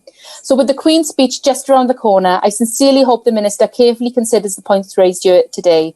The government has a once-in-a-generation opportunity to lead from the front on climate change and to make a real and meaningful difference to everyone who lives under the threat of flooding. Diolch. Thank you. Now we go to Rachel Hopkins. Thank you, Madam Deputy Speaker. And may I begin by congratulating my friend, the Honourable Member for Parliament for Stockport, for securing this vitally important debate for World Water Day. Clean water, decent toilets and good hygiene are key foundations to supporting communities to break free from extreme poverty and inequality. WaterAid's mission statement says that some people dream of finding water on Mars, others dream of finding it here on Earth. And while developed countries continue to rightfully seek progress, we also need to recognise that the basic life-sustaining rights we are afforded need to be replicated in deprived areas across the world. I recognise that progress has been made. 1.7 billion people have gained access to safely managed sanitation since 2000, but there is still a long way to go. 55% of the global population still don't have access to safe sanitation, and 2 billion people lack access to safe water for drinking, cooking or personal use. We've seen over the past year how a shortage of clean water for hand washing, sanitation and general hygiene in healthcare facilities worldwide has undermined countries' COVID response. The lack of water access in hospitals and clinics has risked the lives of health workers and patients, as well as potentially perpetuating the pandemic. Without concerted international action, the situation in the global south is going to quickly deteriorate due to the climate emergency. It's the world's most vulnerable who bear the brunt of climate breakdown, despite having contributed the least. Extreme weather, such as prolonged droughts, is drying up water sources, while rising sea levels and flooding is contaminating ill-protected water supplies. The Environmental Justice Foundation has estimated that 1 in every 7 people in Bangladesh will be displaced by climate change by 2050. Former Governor of the Bank of England and UN Special Envoy Mark Carney said that when you look at climate change from a human mortality perspective, it will be the equivalent of a coronavirus crisis every year from the middle of this century, and every year, not just a one-off event. It's shameful that when faced with such a huge injustice, the Conservative government decided to step back from its international commitments by slashing the overseas aid budget from 0.7% to 0.5%.